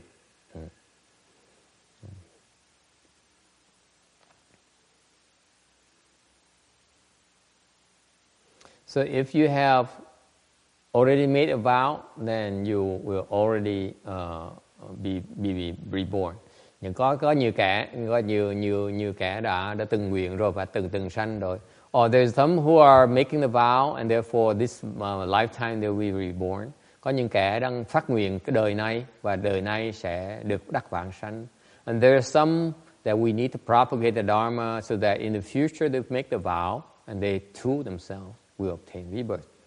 Và những người con cháu chúng ta trong tương lai họ sẽ phát nguyện trong tương lai sẽ được vãng sanh. So the future belongs to our children, to the people who have not been exposed yet. Okay, and therefore he says that if you really have faith, then you should definitely make the vow. Ta nói rằng nếu quý vị có lòng tin thì nhất định phải phát nguyện. If you really don't have any faith, then you cannot possibly bring forth the vow. Nếu quý vị mà không có lòng tin thì không thể nào phát nguyện được. And if you don't make the vow, then you cannot possibly obtain rebirth. Nếu quý vị không phát nguyện thì không thể nào sinh được, vãng sinh được. That's why the text says, if you really have faith, you must make the vow. Thành bởi vậy kinh mới nói nếu thực sự có lòng tin thì nên phát cái nguyện đi. What is meant by wish or have desire to be born? Wish here refers to the desire or the hope to be reborn there. Cái nguyện này là đang bàn về cái tâm mà cái hy vọng được muốn đắc được được sinh về cõi kia. All right. Any questions? Ai thắc mắc gì không? All right. 537. 537.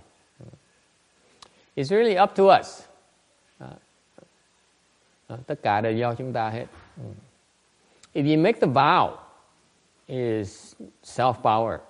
Quý vị làm cái nguyện là quý vị thiệt ra là tự lực. And because you of your vow, you can then connect with Amitabha's vow to pull us there, and that is other powers.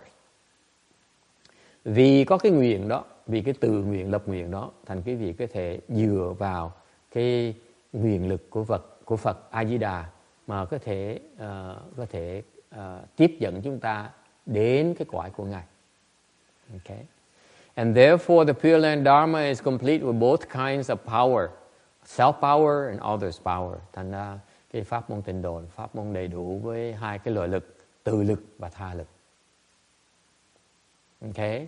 Meaning, for example, I have 3 children who just joined our lecture here. They don't have any faith yet. Okay? Từ ngày hôm nay có 3 em bé mới vào nghe cái lời giảng kinh này. Thì mặc dù họ chưa có lòng tin rồi. Okay? But then therefore they're not prepared to make the vow for rebirth. It's too premature for them. Còn sớm quá, họ chưa mấy em chưa có được cái lòng tin để mà phát cái lời nguyện. Okay? However, eventually we hope that in the future they hear more of this Dharma and plant more seeds for them to wish to be reborn. Hy vọng trong tương lai họ mấy em có thể có được cái phước để mà nghe lại cái pháp này và phát cái tin phát cái tâm là muốn đắc được vãng sanh. Okay.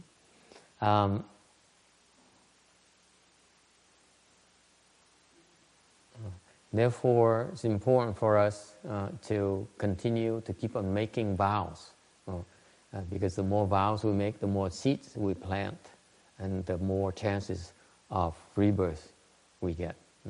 Thành quý vị mà nên cứ phát nguyện đi, đừng có sợ, cứ phát nguyện hoài. Chúng ta mỗi lần tu thì cứ phát nguyện vãng sanh hoài. Every time we cultivate the Pureland Dharma door, we usually make a vow for rebirth, because we keep on making more vows so that we can plant more seeds. Mỗi lần phát nguyện như vậy, mình trồng cái chủng tử để mà đắc được vãng sanh. Okay. 538. 538.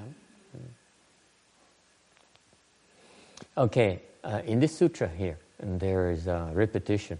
The first time that the Buddha urged to make us vow, so it's in the section that describes the adornments of proper independent retribution. Trong kinh này, Đức Phật Thích Ca Mâu Ni nhắc tới là khuyên chúng ta nên lập nguyện. Lần đầu tiên hết là khuyên chúng ta lập nguyện là khi mà về cái phần mà đang giảng về cái chánh báo, về cái y báo, là chánh và y báo của cái cõi Tây phương cực lạc. And there, living beings are reborn to the Pure Land, all obtain non-retreating, therefore they should make the vow for rebirth. Những cái chúng sanh mà được vãng sanh về cái cõi Tây phương cực lạc đó đều đắc được bất thối, thì vì vậy họ nên lập nguyện. The second time that he urged us, Shakyamuni Buddha urged us to make vow for rebirth, is that when hearing that to recite the Buddha's name and obtain the recitation samadhi, at the end of one life, the mind will become unconfused and will obtain rebirth.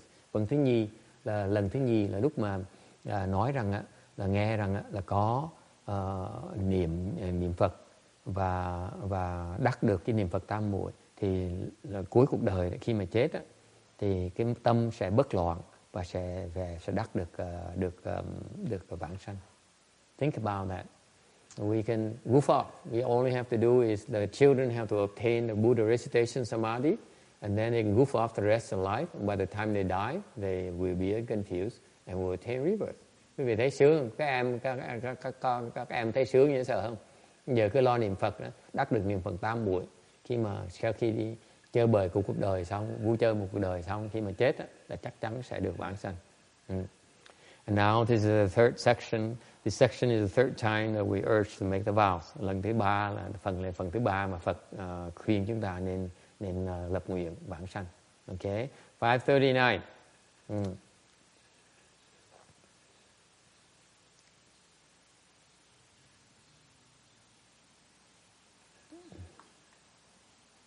Okay, I'm on 540. 540.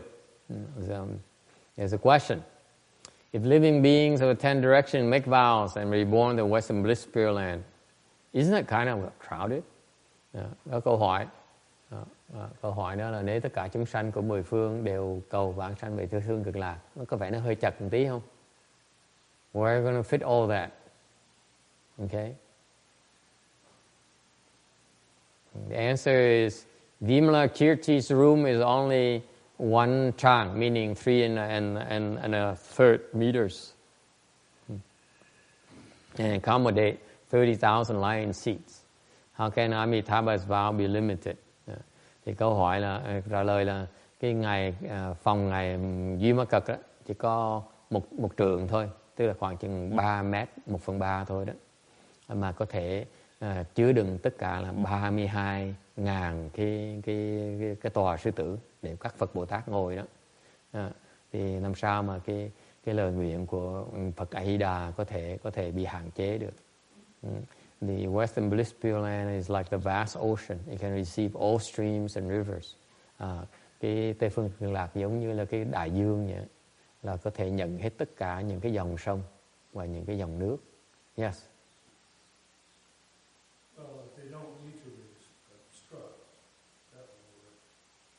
Otherwise, they have to be so gigantic to accept.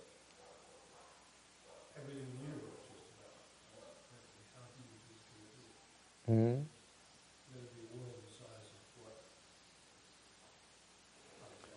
Well, the question he has is that it seems like there are a lot of people, so there must be limitations. Okay. Cái câu hỏi này ý nghĩa là phải có cái hạn chế chứ. And this is the question here originates from the mind as limited. Cái tâm cái người hỏi là cái tâm có hạn chế.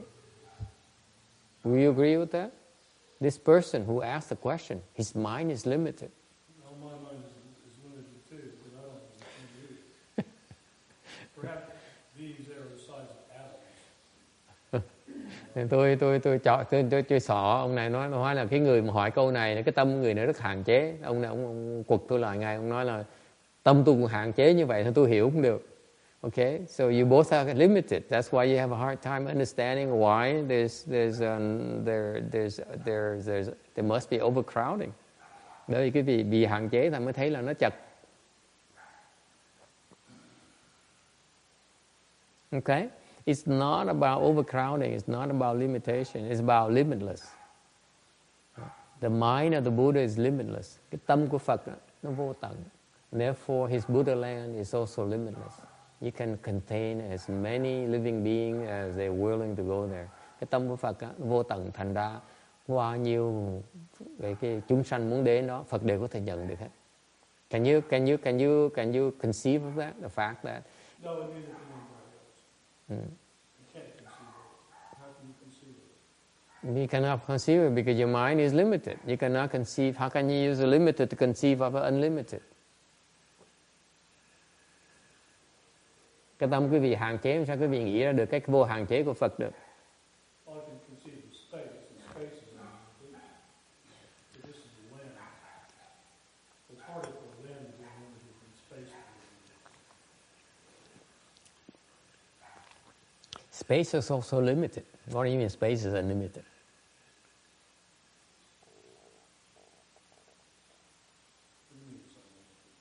Your mind is limited. How can you conceive of space as unlimited? I don't believe that. No, in something in space can just go and go and never stop. Because the speed of light in space. Then your mind can conceive of the unlimited already. Okay. That's space, not, I can't conceive of a land that's unlimited. Say if the land is as big as space itself. Why not? Land goes on forever. Why do you have to be stuck on space? See, your mind is limited by space and land. Okay? Anyway, this is not meant for you to understand. Cái này không phải chuyện để mà quý vị hiểu, mà quý vị tin. It's about faith. You get there by faith, not by understanding. If you try to understand, you will not get there. Quý vị muốn hiểu, quý vị tới đó không được. Quý vị tin, quý vị tới mới được. You have to take a leap of faith. Quý vị phải tới đó với cái lòng tin của mình. You have to believe that this land here is unlimited. Quý vị có thể tin rằng cái cõi Tây Phương Cực Lạc nó vô tận. It can accommodate as many people as possible. Cái Tây Phương Cực Lạc này, bao nhiêu người tới cũng được hết. Okay.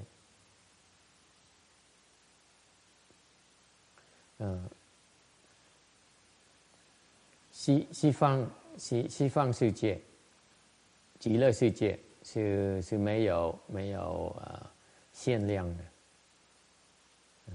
的。所有的众生，如果他们发愿往生到那边，都可以往生，没有限量。Okay. All right. 541. 541.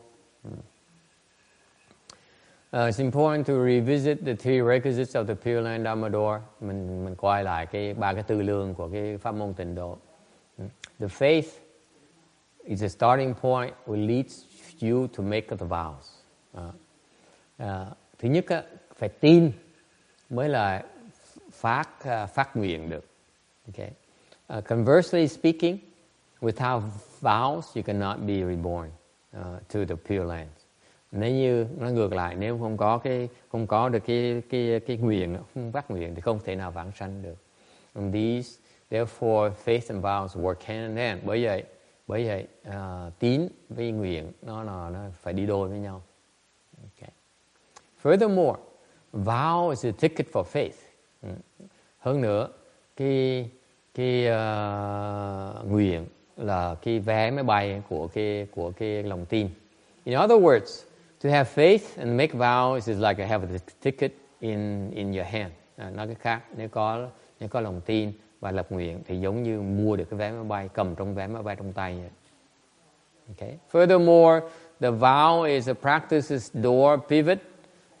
Hơn nữa, cái nguyện là cái then của cái hạnh, cái cửa hạnh. That enables the door or the practice to stand securely. Cái nguyện là giống như cái then chốt của cái cửa của cái tu, của cái hành. Thì cần có cái then chốt cái hành, cái tu hành nó mới đứng vững một chỗ được. Therefore, to make vow contains both faith and practice. Bởi vậy có nguyện thì vừa lập nguyện tức là có vừa cái tín và cái hành luôn. All three are one, and each one is not separate from all three. Nói cái khác, tín hành nguyện chỉ là một thôi, không có sự phân biệt gì hết. Okay, and this is Chinese reasoning. Đây là cách suy nghĩ của người Hoa, and that causes a little bit of grief in people, Westerners like Thomas, who say, I don't know what you Chinamen, you Chinese people's reasoning is too weird for me. Đọc cái phần này mấy người Tây phương ta hơi khó chịu một tí. And this is the patriarch's reasoning. Cái này là cách đời xưa đó, người ta suy nghĩ như vậy. Okay, this is supposed to be scientific reasoning back then, like thousands of years ago. This is scientific reasoning, mind you. Cái này xưa các suy nghĩ đến rất là văn minh. Okay, this is the highest tech is they refer to the structure of the doors. Cái kỹ thuật hồi đó là họ dùng cái kỹ thuật của cái cửa. Okay, all right. 542, 542.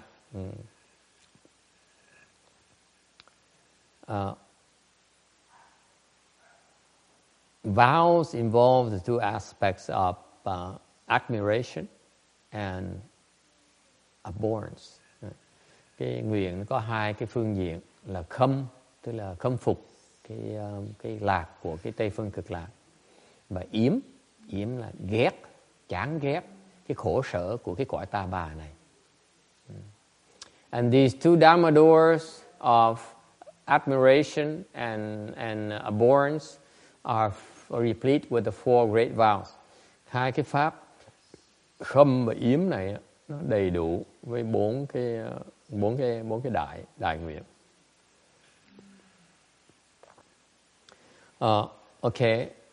Abhorrence or detesting. You detest a world full of suffering. Quý vị chán chường cái cõi ta bà này nó đầy cái khổ. And this is based on the truth of suffering. Đây là dựa vào cái khổ đế. And therefore, you bring forth a vow to rescue measureless living beings. Bởi vậy, vì thấy cái khổ, chúng sanh khổ, thành chúng ta phát cái nguyện muốn cứu vô lượng tất cả chúng sanh. And inside our world, the afflictions have a way of easily piling up. And therefore, based on the truth of accumulation, we make the vow to sever the endless affliction. Hơn nữa, cái cõi ta bà này á, những cái phiền não nó cứ tấp nập, nó cứ chồng chất lên nhau. Vì vậy, theo về cái tập đế đó, thì mình làm cái nguyện là mình đoạn cái phiền não vô tận. Okay? As far as admiring or admiration of the Western Bliss Pureland, còn về cái phần mà khâm phục cái cõi Tây phương cực lạc, and wishing to be reborn there, và cầu vãng sanh về đó. And this is when the conditions waiting, the aiding conditions ripen, khi mà cái phù duyên nó thành thục, you'll be able to hear the dharma to attain the way, thì sẽ nghe được cái pháp để mà đắc đạo. And therefore you make the vows based on the way truth to study countless dharmas. Vì vậy mới lập cái nguyện để mà dựa vào cái đạo đế để mà học vô lượng pháp môn. And you admire that the Western bliss Pureland's living beings all will attain the three non-retreating and certified to unsurpassed body. And this is based on the truth of extinction, and you make the vow to attain the way. Và quý vị thán phục rằng, khâm phục rằng trong cái tất cả chúng sanh của Tây phương Cực Lạc tất cả đắc được cái tam bất thối và chứng đắc được cái vô thượng Bồ đề dựa trong cái sự thật của cái diệt đạo, diệt đế. Bởi vậy mới lập nguyện để mà thành đạo. Okay? Any question? I think I'm losing most of you. Huh?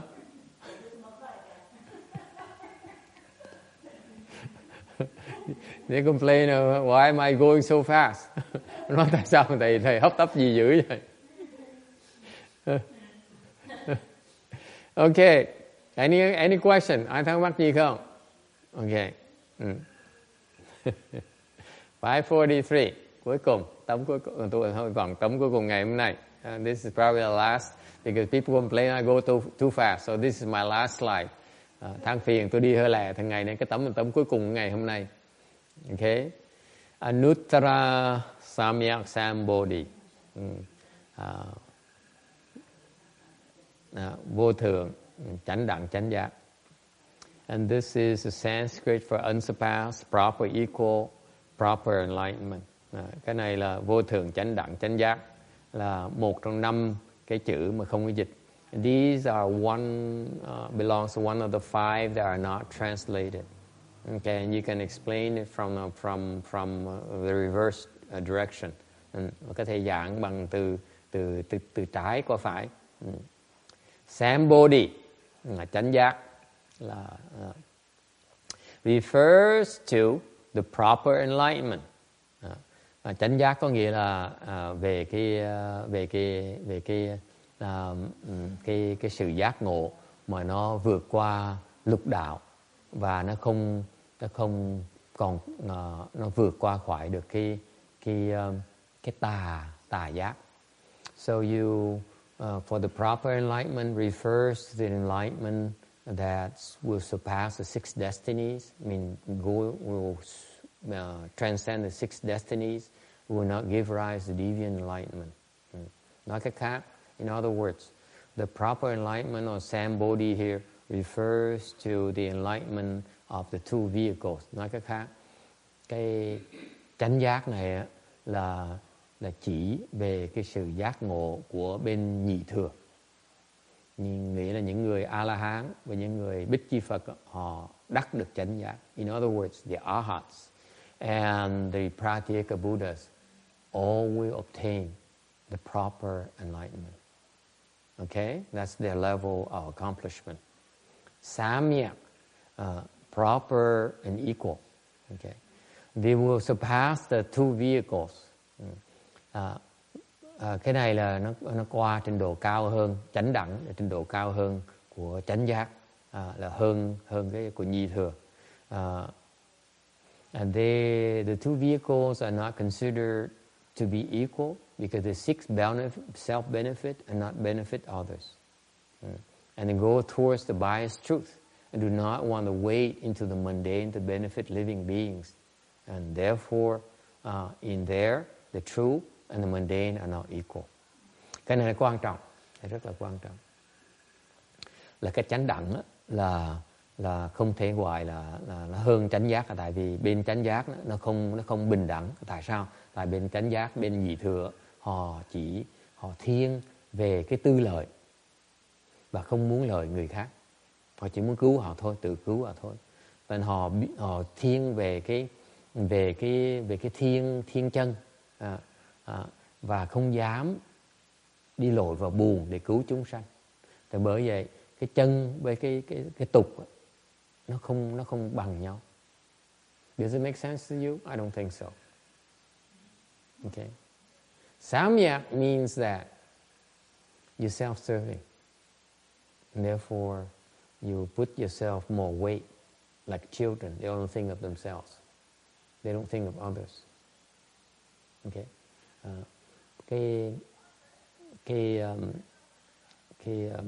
Nhị thừa chánh giác á, họ thiên về tư lợi, họ lo cái thân của họ thôi, họ không lo cho chúng sanh. Thành bởi vậy nó có sự thiên vị. So they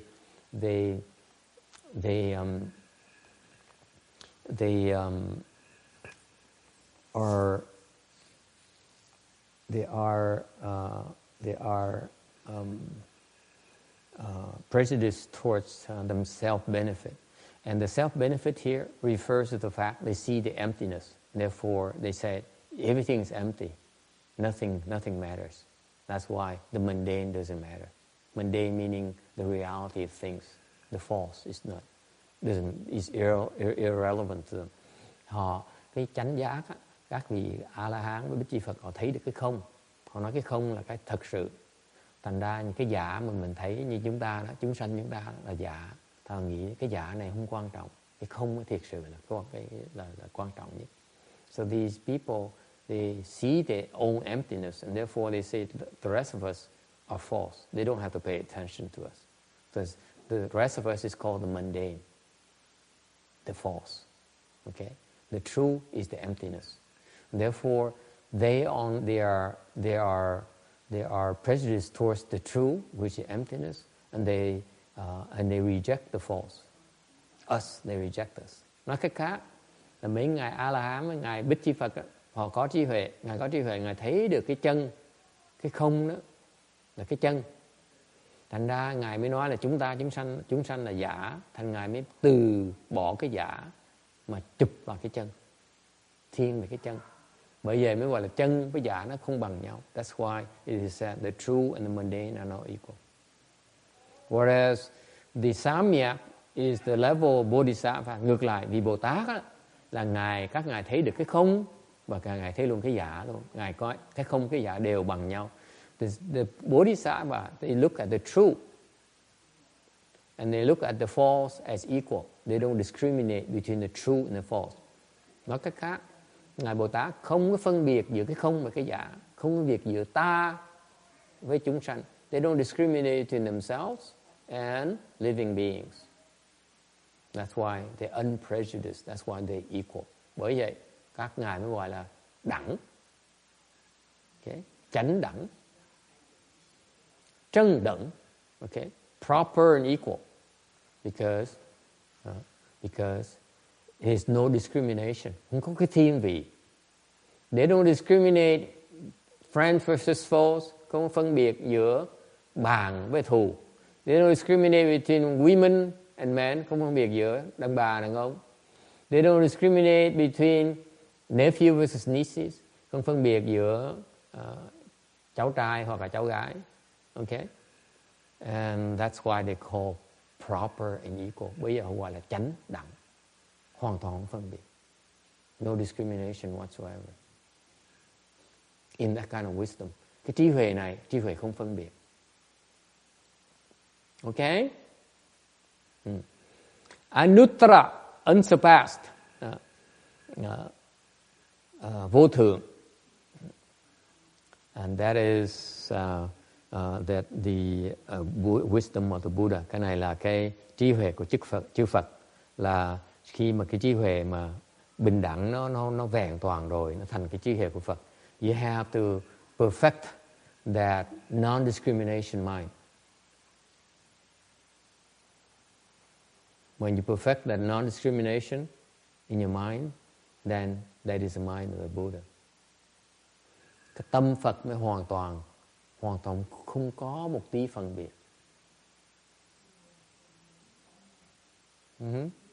Chỉ có Phật mới như vậy thôi. Bồ Tát vẫn còn một tí vô minh ở trong. The Bodhisattvas still have a little bit of ignorance.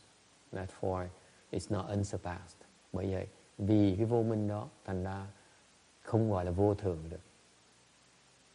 And you know, once you reach Samyak wisdom, một khi cái vị đắc được cái chánh đẳng, cái trí huệ chánh đẳng rồi, rất khó mà đắc được cái vô thường. It's very difficult to reach the unsurpassed. Very difficult, yes. What is deviant enlightenment? Deviant enlightenment is a misnomer. You catch it. Deviant enlightenment is just a term to use against proper enlightenment. Okay, just to oppose it, opposite that. But it actually is oxymoron, because once it's deviant, it cannot be enlightenment. Okay, it doesn't make sense. Okay, but it's only used as the opposite to proper enlightenment. That's all. Okay. In fact, there's this proper enlightenment here is really not enlightenment yet. Okay, it is a form of wisdom, but it's not really truly enlightenment. Okay, don't worry about the terminology so much, because it's sometimes confusing. It's meant for you to be exposed to the various levels of wisdom. They're inconceivable, and it helps you, gives you a picture of the landscape. Okay, for you to get used to the terminology and the concepts. It's more important at that level. Don't try to understand too much. Okay, it's more important than to be aware of something called Paris, something called New York. And you say, if you want the culture, then you go to New York. You want the French food, you go to Paris. That kind of thing. You know, it's more important to know what it's for than worrying about where it's at or what it looks like, how it looks like. It's not that important yet. Okay. Cái quan trọng là không cần biết quá nhiều cái chi tiết. Thầy chỉ muốn quý vị biết những cái quan khái niệm này thôi, để biết có những khái niệm quan trọng như vậy để biết thôi. Chứ còn không cần phải biết rõ quá. Tại khi từ từ sẽ tới gần sẽ thấy rõ hơn. You naturally will get the details as you inch closer to it. Okay. All right, that's all I have for you today. Ngày hôm nay như vậy là hết rồi.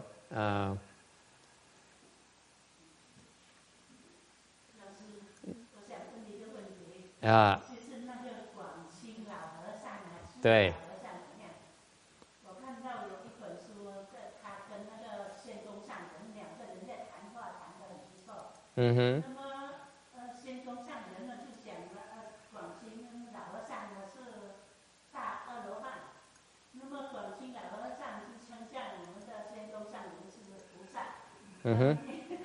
对。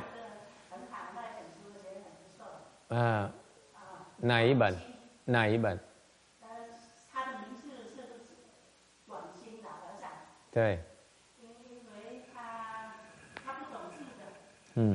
就好像那个六祖。六祖也不出现的。他是用苦行修来的几十年。他坐在那个山洞里边的，他从山崖那边跌下来。对。那个骨头断成几段了。他自己在那边苦行修到自己好了。那么没有东西吃，他吃水果。对。对。所以我觉得这位老和尚，他的言行，他的那应该是正法的哈。对。所以我在看他的书，那么就请教老师看看，就是这位老和尚他的法是不是很正？但是他的法是很正。对他跟我们仙宗上人谈得很好，在那个台湾相碰的时候，相遇的时候，两个人见面谈得很不错。对。She says that she's heard of the Guangxin monk, in a Taiwanese monk who is very famous. He's a fruit monk, meaning that he practiced in the mountain and he didn't have people to support him, so he would eat only fruits. to sustain himself. Okay, and again, that's a proper dharma. You don't plant, you don't do anything. You collect the wild fruits and flowers to eat. Okay, and that's what he did. And he reached a fourth stage arhatship. And he, as she says later, she had a talk with Master Hsuan Hua, and he called Master Hsuan Hua a bodhisattva. Okay, and so the question she asked me is Quảng Xin, this arhat monk, is his dharma proper? I said yes, his dharma is proper. Okay, you can tell by the way he cultivates. Okay, có thể biết là cái pháp là chánh pháp bằng cách quý vị nhìn thấy cái pháp người ta tu đó, người ta đắc đạo. You look at how they accomplish the dharma. 要看他怎么样正道。他的方法就是苦恨的。Cái pháp ngài tu, ngài còn không tu là cái pháp khổ hạnh. His dharma is a dharma of ascetic practice. It's the dharma of self-enunciation. Cái pháp mà xả cái ngã. Okay. He doesn't do anything to take care of himself. Không làm cái gì để cho tự lo cái thân mình. Về mới đắc đạo. That's how he accomplished the dharma. He accomplished the way.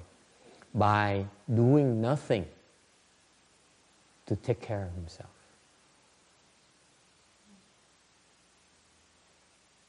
Think about that. Yes.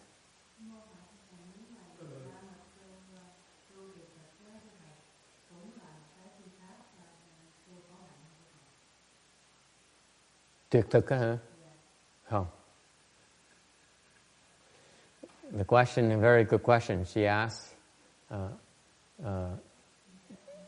chuyển sự, tuyệt thực là chuyển sự. chuyển sự. 是不是一个苦恨的？我说不是的。对，太 too extreme. Cái tuyệt thực là cái pháp nó cực đoan quá. Okay, không phải là pháp khổ hạnh.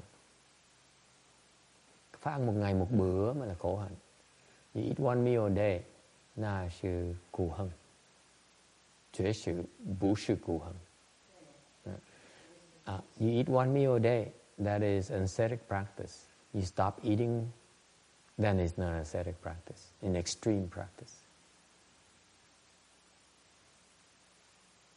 Okay? 老师他去那个山洞里面呢，那么那个山洞本来是老虎住的。对。他住进去的时候，老虎还要进他的洞口的时候，他只是由他头先进去，他由他的屁股先进去的。那么他退进去的时候，那么广清老和尚他就说，我进你的洞住一住好吗？我在这里边修行好吗？如果你要吃我的时候，我也没办法。那么后来那个老虎他就退出去了。明天一早的时候，他带着他的孩子一大群来。所以这位老和尚他有得恨的，很有得恨。对。那么他没东西吃的时候，他去吃那个水果、野果，就是猴子吃剩下的，剩下一边一半的。那么猴子看到他这样子的时候就用那个力摇那个树，摇，给那个果子跌下来。那么他就拾起来，又放起来，就有的吃了好几天，一天几个而已。在山洞里面苦吃。对。She says it's a very interesting story. He went to a cave, and there is some tigers there, and he came in, and the tiger goes like that. He says, "Can I stay here and cultivate?" And so if you choose to eat me, I have no way of defending myself. But if possible, please allow me to stay here and cultivate. So the following day, the tiger bring all his cups and left. And then he had nothing to eat. He got hungry, so he would pick up the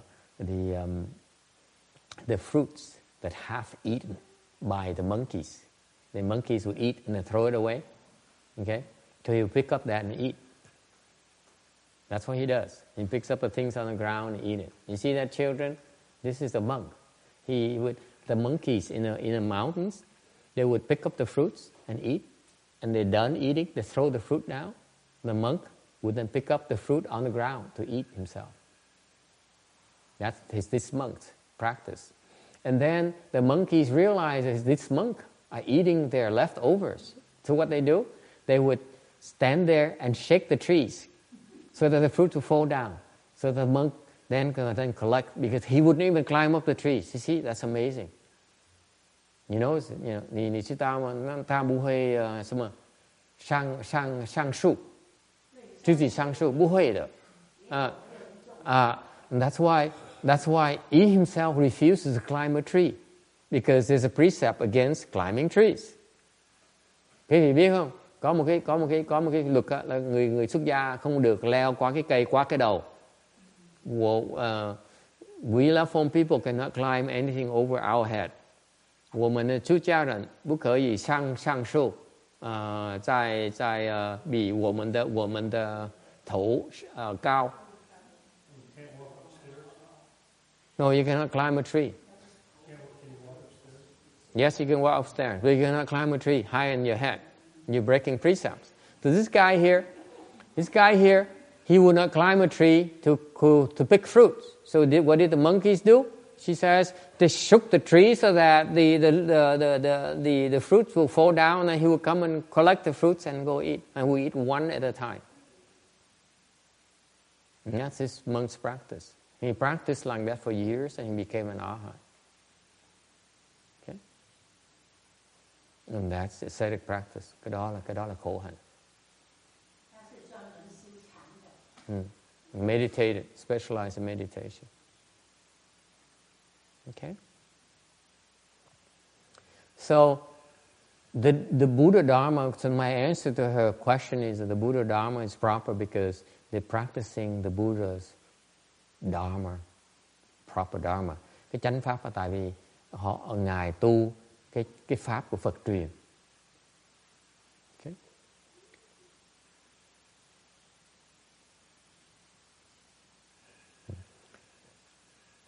If you deviate from the Buddha's Dharma, that's when you have problems.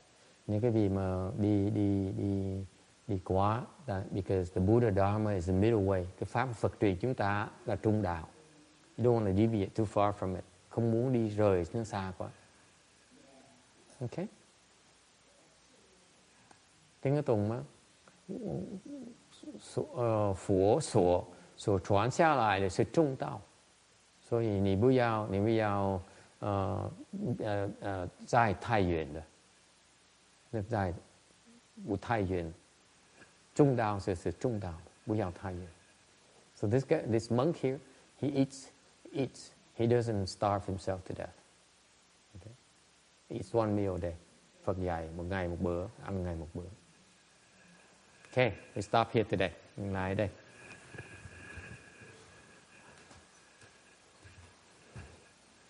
Let's do a transference, page 38, trang 38.